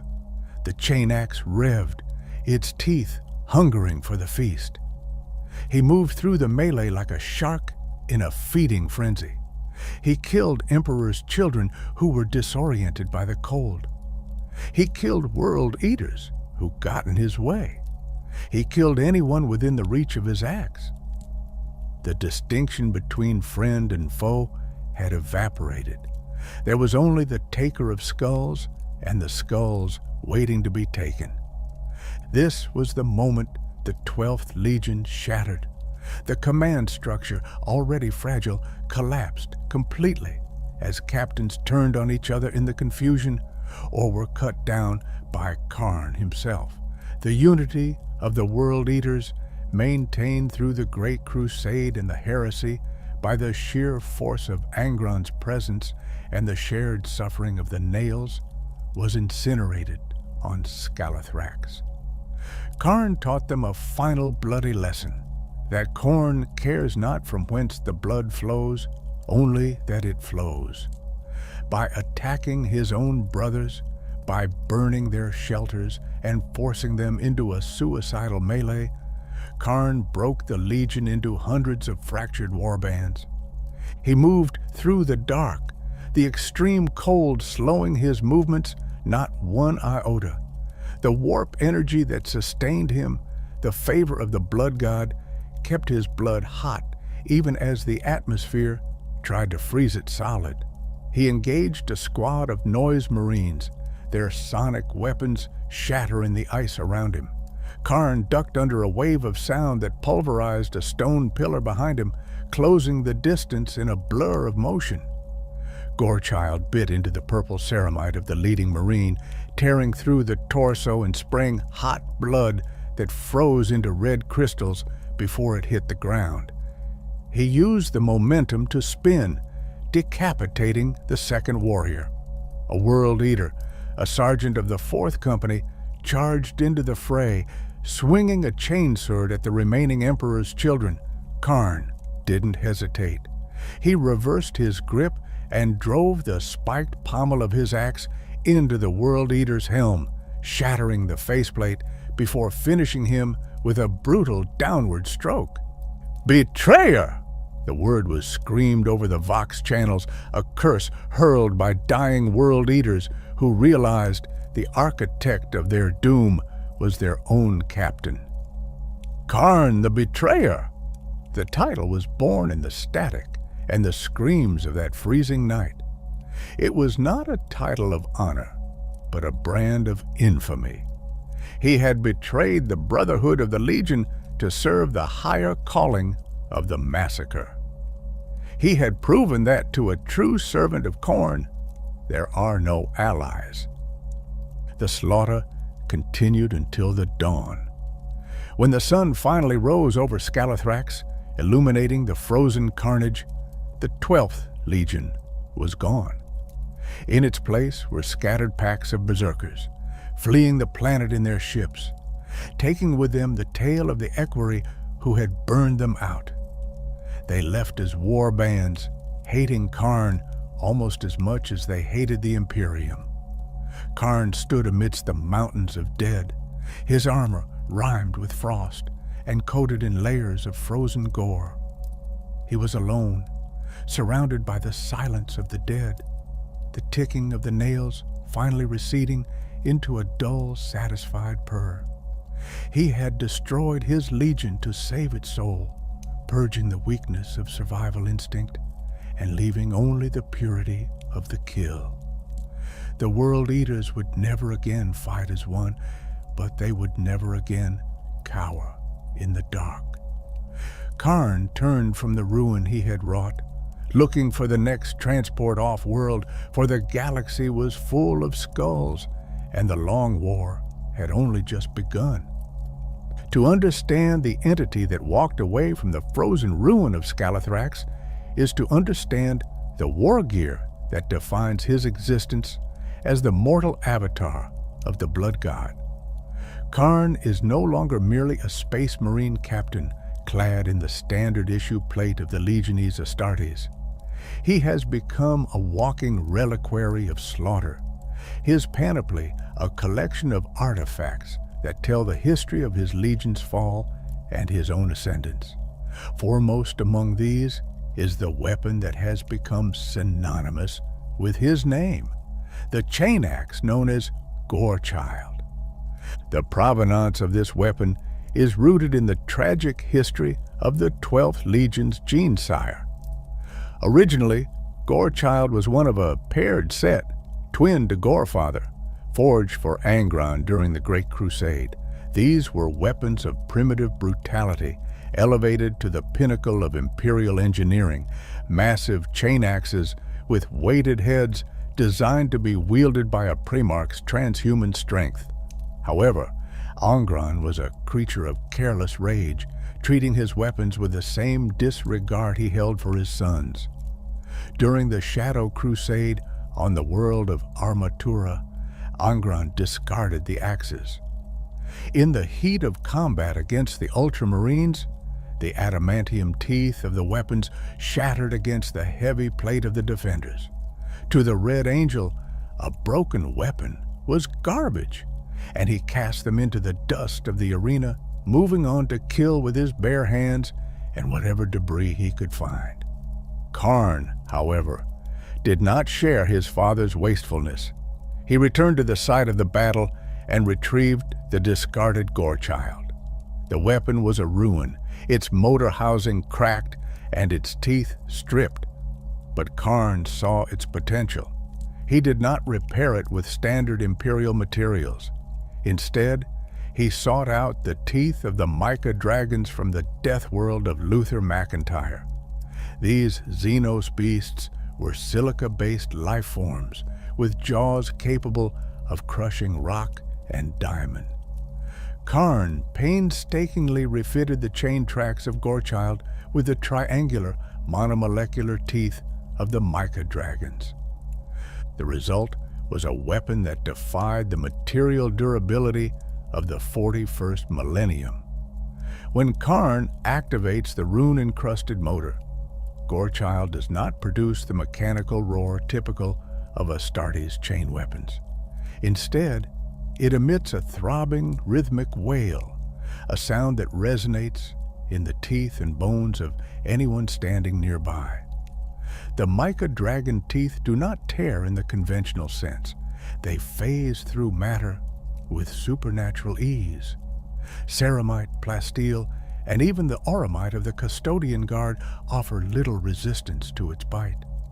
The axe passes through tank armor as though it were smoke, severing molecular bonds and leaving edges that are perfectly smooth before the physics of the trauma catch up and the target disintegrates. In Khârn's hands, Gorechild is not just a tool of war, but an extension of his will, a heavy, brutal instrument that he swings with a speed that blurs the air, creating a vacuum of pressure that pulls victims into the strike. The weapon has tasted the blood of angels, demons, and Xenos alike, and its spirit, if such a machine can be said to have one, is as hateful and hungry as its master. Holstered at his hip, often ignored until the moment of lethal necessity, sits a weapon of a very different nature, an archaic plasma pistol of a design lost to the modern Imperium. This sidearm is a relic of the dark age of technology, an archaeotech device that would be the centerpiece of a chapter's reliquary or a tech priest's altar. It features cooling coils of a density and efficiency that cannot be replicated by the fabricators of Mars, capable of firing bolts of superheated matter that burn with the intensity of a miniature star.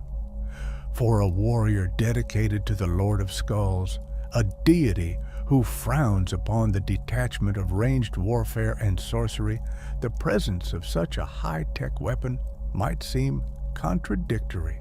Yet Khârn utilizes it with a grim, utilitarian pragmatism that borders on blasphemy to the machine's spirit within.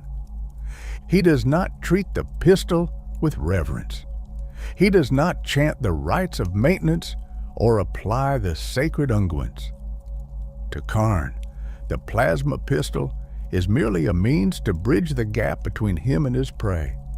He uses it recklessly, firing it point-blank into the faces of enemies who attempt to keep him at bay, or discharging it into the melee to clear a path through the press of bodies. The weapon is ancient and temperamental, prone to extreme overheating when pushed beyond its operational limits. But Khârn ignores the warning runes and the glowing red heat of the casing. If the weapon vents superheated plasma across his gauntlet, burning the ceramite and blistering his skin, he does not flinch. The pain is negligible compared to the nails, and the scar tissue simply adds to the tally. The pistol represents the cold, unfeeling technology of the past that Khârn has outgrown. He uses it to destroy the works of the false emperor, turning the Imperium's own lost science against it before holstering it to finish the work with the axe. While his weapons are formidable, Khârn's most potent defense is not forged of iron or ceramite, but of the metaphysical patronage of Khorne himself. As the betrayer has walked the eightfold path longer and deeper than any other mortal, he has accumulated a mantle of protection that renders him anathema to the warp wielders of the galaxy. This blessing of the blood god manifests as a void, a null zone where the energies of the immaterium simply cease to function. Khorne despises magic. He views it as the resort of cowards who refuse to test their strength against steel. As his champion, Khârn is the embodiment of this hatred. When a psyker attempts to focus their power upon Khârn, they do not find a mind to grasp or a soul to burn. They encounter a wall of absolute screaming static. Lightning summoned from the warp fizzles out before it touches his armor.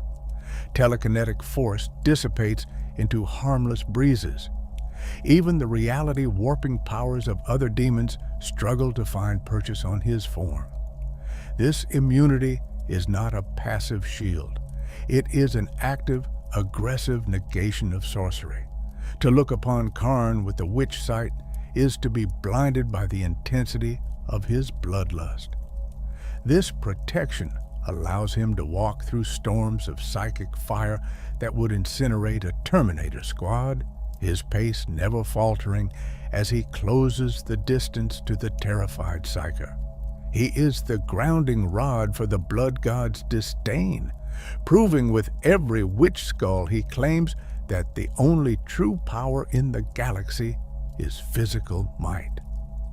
Beneath the battered helm, and often visible when the faceplate is torn away in the fury of combat, lies the true horror of Khârn's existence, the evolved butcher's nails. Over 10,000 years of warfare and exposure to the raw energies of the Eye of Terror have fundamentally altered the archaeotech implants. They are no longer merely cables driven into his skull. They have fused with his biology, becoming an integral part of his skeletal and nervous systems. The external cables, resembling thick metallic dreadlocks, writhe with a semi-sentient life of their own, reacting to his anger and the proximity of violence. Where once they were cold metal, the nails now glow with an internal baleful light, pulsing with the corrupt energy of the warp. They have grown roots deep into his brain stem, replacing the gray matter with demonic circuitry. The pain they inflict has evolved from a simple neurological punishment into a constant thrumming agony that resonates on a spiritual level. It is a noise that never stops, a grinding drill that pushes Khârn to a state of permanent, hyper-aggressive agitation. His eyes, when visible, are entirely devoid of white or iris, replaced by glowing pits of hellfire that weep a constant stream of black, viscous fluid that is part blood, part oil. The nails keep him in a state of sleepless, restless energy. He cannot rest. He cannot know peace. The only moment the pain recedes is when the adrenaline of the kill floods his system, a fleeting second of clarity that vanishes as soon as the heart of his enemy stops beating. This biological fusion has stripped away the last remnants of human physiology. His adrenal glands pump distinct, warp-infused chemicals that allow him to fight for weeks without pause, his muscles knitting together with visible speed when cut. The nails drive him, the engine of a perpetual motion machine fueled by death, ensuring that Khârn is never truly the master of his own destiny, but a prisoner of the device that made him a legend. He is a hollowed-out vessel, filled with the rage of a god and the torment of a machine, wandering the galaxy in search of a silence he will never find. The 41st millennium did not find Khârn commanding a legion in the traditional sense, for the very concept of the 12th Legion had died in the freezing dark of Scalathrax. In its place rose a phenomenon that imperial strategists and Ordo Malleus inquisitors came to identify as the Butcher Horde. This was not a military formation built on hierarchy, logistics, or recruitment drives. It was a natural disaster composed of ceramite and hate, a gathering of the lost and the damned that coalesced around the betrayer simply because he was the eye of the storm. Khârn did not issue summons, nor did he broadcast demands for fealty across the warp-choked channels of the Eye of Terror. He simply killed, and the sheer gravitational pull of his violence drew the fragmented warbands of the World Eaters to him like sharks sensing blood in the water. The Butcher Horde operated on a principle of Darwinian fanaticism. To follow Khârn was to court death, not just from the enemy, but from the betrayer himself. The warbands that trailed the conqueror, or whatever vessel Khârn had commandeered, did so with the understanding that they were disposable.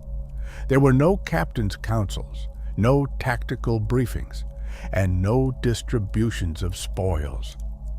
When Khârn made planetfall, the Butcher Horde followed, a red tide desperate to partake in the slaughter he initiated. They fought to be near him, to bask in the radioactive intensity of Khorne's favor that radiated from his armor, believing that fighting alongside the Chosen One would garner the blood god's attention. Often this proximity proved fatal. In the heat of the melee, Khârn's friend or foe identification was non-existent, and many aspiring champions of the World Eaters met their end not by a loyalist bolter, but by a backhand swing of Gorechild because they crowded the betrayer's kill zone. This chaotic entourage followed Khârn into the Crusade of Fire, a sprawling conflict that engulfed the Corvus subsector. This campaign showcased Khârn's terrifying ability to adapt his brutality to enemies that offered no visceral satisfaction. The Crusade of Fire saw the Butcher Horde pitted against the awakening Necron dynasties, specifically the legions of the Sautech. For a warrior addicted to the spray of arterial blood and the sensation of blade-cutting meat, the Necrons were anathema.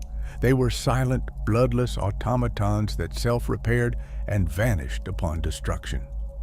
The Butcher's nails punished Khârn for fighting them. The lack of chemical feedback from spilling blood denied him the usual dopamine release, driving the archaeological implants into a frenzy of punishing agony. Yet, it was here that the ancient tactical acumen of the Warhound resurfaced through the red haze. Khârn realized that Gorechild's mica dragon teeth, capable of phasing through matter, were uniquely refreshing against the living metal of the Necrons. He did not try to bleed them, he dismantled them. Observers noted that Khârn altered his fighting style, abandoning the sweeping decapitation strikes favored against Astartes for crushing vertical blows designed to shatter the Necrons' reanimation protocols. He targeted the phase generators and the joint servos, reducing the Xenos warriors to scrap metal that could not stand back up. The frustration of the nails fueled a cold mechanical efficiency, and the Butcher Horde learned to avoid the piles of broken silver machinery where Khârn had passed, for his temper was foulest when his axe was dry. The legend of the Betrayer grew darker still during the Diamor campaign, a conflict that brought the 13th Black Crusade's prelude to the world of Amethal. This was a war fought not just for territory, but for the control of the cage, a Xenos device of immense psychic potential. Here, the Butcher Horde collided with the sons of Sanguinius, the Blood Angels. The engagement was a study in duality, a clash between two gene lines cursed by their own blood. The Blood Angels, particularly those lost to the Black Rage and inducted into the Death Company, fought with a berserk fury that mirrored the World Eaters, yet the source of their madness was fundamentally different. The Death Company fought with the grief of a dying father, hallucinating the final hours of the Siege of Terra, while Khârn fought with the joyous malice of a triumphant god. On the ash plains of Amethal, Khârn waded into the ranks of the Death Company. The black-armored loyalists, lost in their gene curse, threw themselves at him with no regard for self-preservation, screaming the name of Horus. To them, Khârn was the arch-traitor incarnate. Khârn met their tragic insanity with scorn. He found their rage undisciplined, a sloppy outpouring of emotion rather than the pure, honed purpose of the Eightfold Path. The duel between the Red Thirst and the Butcher's Nails was catastrophic. Khârn dismantled the Death Company chaplain leading the assault, catching a Crozius Arcanum on the haft of his axe before severing the Loyalist's arm and head in one fluid motion. He moved through the black-clad berserkers, his plasma pistol venting superheated gas as he fired point-blank into faceplates, proving that while the Blood Angels were broken by their rage, Khârn had been forged by his. The massacre on Amethal served as a grim reminder to the Imperium that the World Eaters had not merely succumbed to madness, they had mastered it. As the 41st millennium drew to its cataclysmic close, the Despoiler launched his 13th Black Crusade, the final strike aimed at the Cadian Gate. Abaddon sought to break the pylons that held the Eye of Terror in check, and he required a weapon that could shatter the unbreakable lines of the Khârdian shock troops. He did not command Khârn to attend. One does not command a force of nature. Instead, the Black Legion cleared a path and pointed the betrayer at the enemy. This avenue of slaughter became known as the Diamond Path, though in the aftermath it was more commonly referred to as the Crimson Path. Khârn's arrival on Khârdia was heralded by the slaughter of the orbital defense stations. When his drop pod slammed into the surface of the fortress world, it was not part of a coordinated wave, but a singular punctuation mark of doom. The butcher horde poured out behind him, a screaming mob of red ceramite crashing into the disciplined ranks of the Khârdian Interior Guard and the Adepta Sororitas. The fighting on Khârdia was some of the most intense in 10,000 years. A meat grinder where trench lines were filled with bodies until the dead outnumbered the living. Khârn thrived in this environment. The density of the enemy forces meant that he never had to search for a target. He simply had to swing his axe. He led the assault on the St. Josmain's Hope prison complex, a fortified bastion that had held out against the traitor bombardment. Khârn breached the adamantium gates not with melta charges, but by physically battering them down amidst a storm of heavy bolter fire. His kill counter, running constantly in his helm, spun into numbers that defied logistical probability. He cut down Kashyyykan elites, he butchered canonesses of the Order of Our Martyred Lady, and he engaged the heavy armor of the Imperial Guard, leaping atop Leman Russ battle tanks to rip open the hatches and drop plasma grenades inside. The strategic impact of Khârn on the fall of Khârdia cannot be overstated. While Abaddon dealt with the metaphysics of the pylons and the duel with Celestine, Khârn acted as the ultimate distraction and line breaker. He drew the attention of entire regiments. Imperial commanders were forced to divert artillery and air support to slow the advance of the Butcher Horde, weakening their lines elsewhere against the Black Legion. Khârn's presence on the battlefield created a localized zone of morale collapse. The terrifying sound of Gorechild's wailing motor was enough to break the nerve of guardsmen who had stood firm against demons. It was during the final days of Khârdia, as the planet began to crack under the strain of the Blackstone Fortress's impact, that Khârn's immunity to sorcery proved vital. The air was thick with the energies of the warp, and loyalist battle psychers and librarians attempted to stem the traitor tide with psychic lightning and telekinetic force. Against the Black Legion, these tactics worked. Against Khârn, they were useless. He walked through psychic storms that flayed the skin from other Astartes, the blessing of the blood god dissipating the witch fire upon contact with his armor. He hunted down the psychers with a predatory focus, sensing their presence like a shark senses electrical fields. Each psyker he butchered was a special offering to Khorne, a skull that burned with the residue of the hated magic. The destruction of Khârdia did not end Khârn's war. It merely relocated it.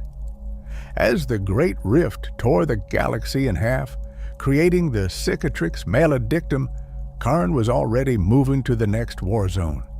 The Butcher Horde, depleted by the millions of casualties on Khârdia, but replenished by fresh traitors seeking the betrayer's patronage, followed him into the Dark Imperium. The 41st millennium ended not with Khârn reflecting on his long life or the state of the galaxy, but with the betrayer standing on the bridge of a stolen warship, looking at the burning stars, the nails ticking a steady rhythm of demand, and the red path stretching out infinitely before him. He remained the avatar of a god who cared not for victory or defeat, but only that the blood continued to flow forever. To understand the full horror of Khârn in the 41st millennium, one must look past the gore-slicked armor and the screaming chain axe to the mind trapped within the ceramite. The true tragedy of the betrayer is not that he is a mindless beast, but rather that he is not. If the butcher's nails had completely lobotomized him, reducing him to a drooling automaton of pure instinct, his existence would be a simple one of animalistic violence. Instead, Khârn suffers from a terrible intermittent clarity. Between the campaigns of slaughter, in the quiet hum of the void, while in transit aboard the Conqueror or a stolen transport, the red haze recedes just enough for the man who was once the equerry to look out through his helmet lenses and perceive the ruin of his life. These moments of lucidity are not a reprieve. They are a torture far more exquisite than any physical pain the nails can inflict. In these periods, Khârn possesses a razor-sharp intellect, the same tactical acumen that allowed him to organize the gladiator pits and manage the moods of a primarch. He remembers the ideals of the Great Crusade, the brotherhood of the warhounds, and the specific, heartbreaking loss of friends like Argel Tal. He is aware of exactly what he has become. He knows that the eightfold path is a spiral into madness, yet he also knows he cannot stop. The nails have rewired his neurology so that peace is physically agonizing. The only time his brain produces the chemicals required for satisfaction or relief is when he is killing. He is a brilliant, rational commander trapped in the cockpit of a vehicle that only runs on blood, forced to steer it into the meat grinder again and again simply to silence the ticking in his skull. This psychological torment fuels a specific, virulent hatred for the servants of Slaanesh, particularly the Emperor's children. While the rivalry between Khorne and the Prince of Pleasure is a fundamental aspect of the great game of chaos, for Khârn it is deeply personal.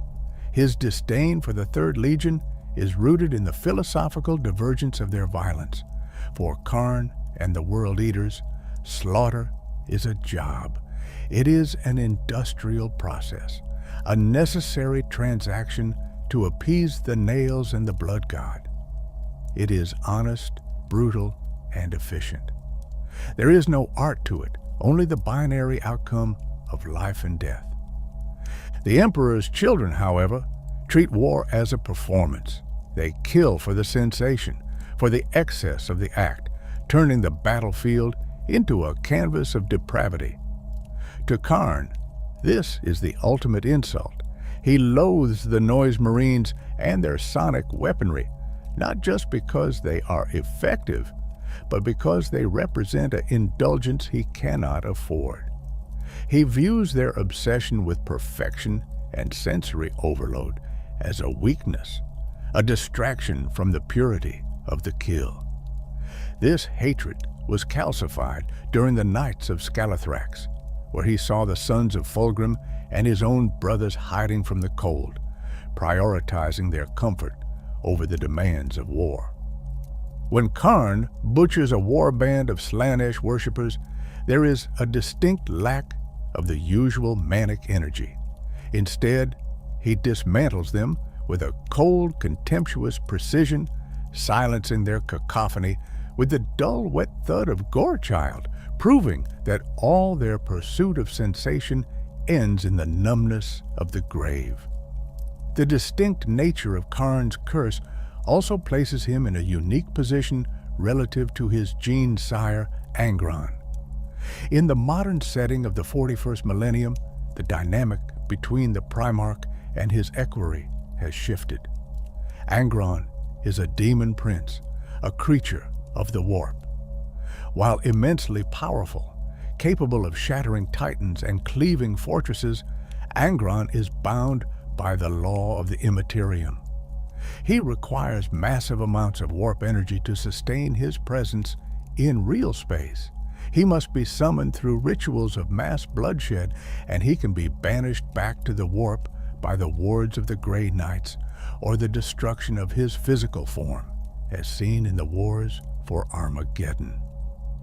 Angron is a natural disaster, a hurricane that touches down, destroys everything, and then dissipates. Khârn, however, remains the material anchor of Khorne's will. He has refused the path of demonhood, or perhaps Khorne finds him more useful as he is, because he is still physically a mortal space marine, albeit one twisted by 10,000 years of corruption. Khârn can go where Angron cannot. He does not need a warp rift to exist. He can walk onto a bridge, board a drop pod, and prosecute a war in sectors where the veil is thick. He is the constant, reliable avatar of slaughter. While Angron is the nuclear option, Khârn is the knife at the throat of the Imperium, always present, always sharp, and impossible to banish. This makes him, in many strategic assessments, a more persistent threat than his father. A demon Primarch is a legend that appears once in an age. Khârn is the boogeyman who could be on the next ship emerging from the warp. This persistence has cemented Khârn's legacy as the ultimate cautionary tale of the Legionese Astartes. He stands as the dark mirror to everything the Space Marines were designed to be.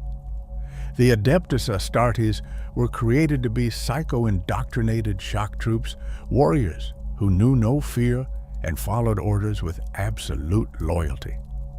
Khârn is the end result of that design stripped of its moral compass. He is the perfect soldier who followed his orders until the orders became nothing but a demand for blood. He represents the danger of the weapon that cannot be sheathed. The Imperium built the Astartes to be monsters for a righteous cause. But Khârn proves that once the switch is flipped, the monster does not care about the cause. It only cares about the violence. In the annals of Imperial history, there are traitors who fell for ambition like Horus, or for knowledge like Magnus. Khârn's fall is terrifying because it was a fall of brotherhood and duty. He did everything right by the standards of his legion. He tried to save his father. He tried to keep his brothers alive. He tried to win the war. And in doing so, he paved the road to his own damnation with good intentions. Now, he is a singular entity, a wandering catastrophe, who has killed more loyal servants of the Emperor than perhaps any other single heretic in existence. His kill counter, scrolling endlessly in the retinal display of his helm, has long since surpassed the capacity of human comprehension, a digital monument to a galaxy drowning in its own blood. As the era Indomitus unfolds and the galaxy burns with new wars, Khârn the Betrayer marches on. He is no longer looking for victory. He is no longer looking for a way to save his legion, for he burned that bridge on Scalathrax. He is simply walking the red path one step after another, driven by the ticking of the nails and the laughter of a dark god. He is the 8th captain of the World Eaters, the equerry to the Red Angel, and the avatar of slaughter. And as long as there is a single heart beating in the galaxy, Khârn will be there to stop it, for the war never ends, and the blood must always flow.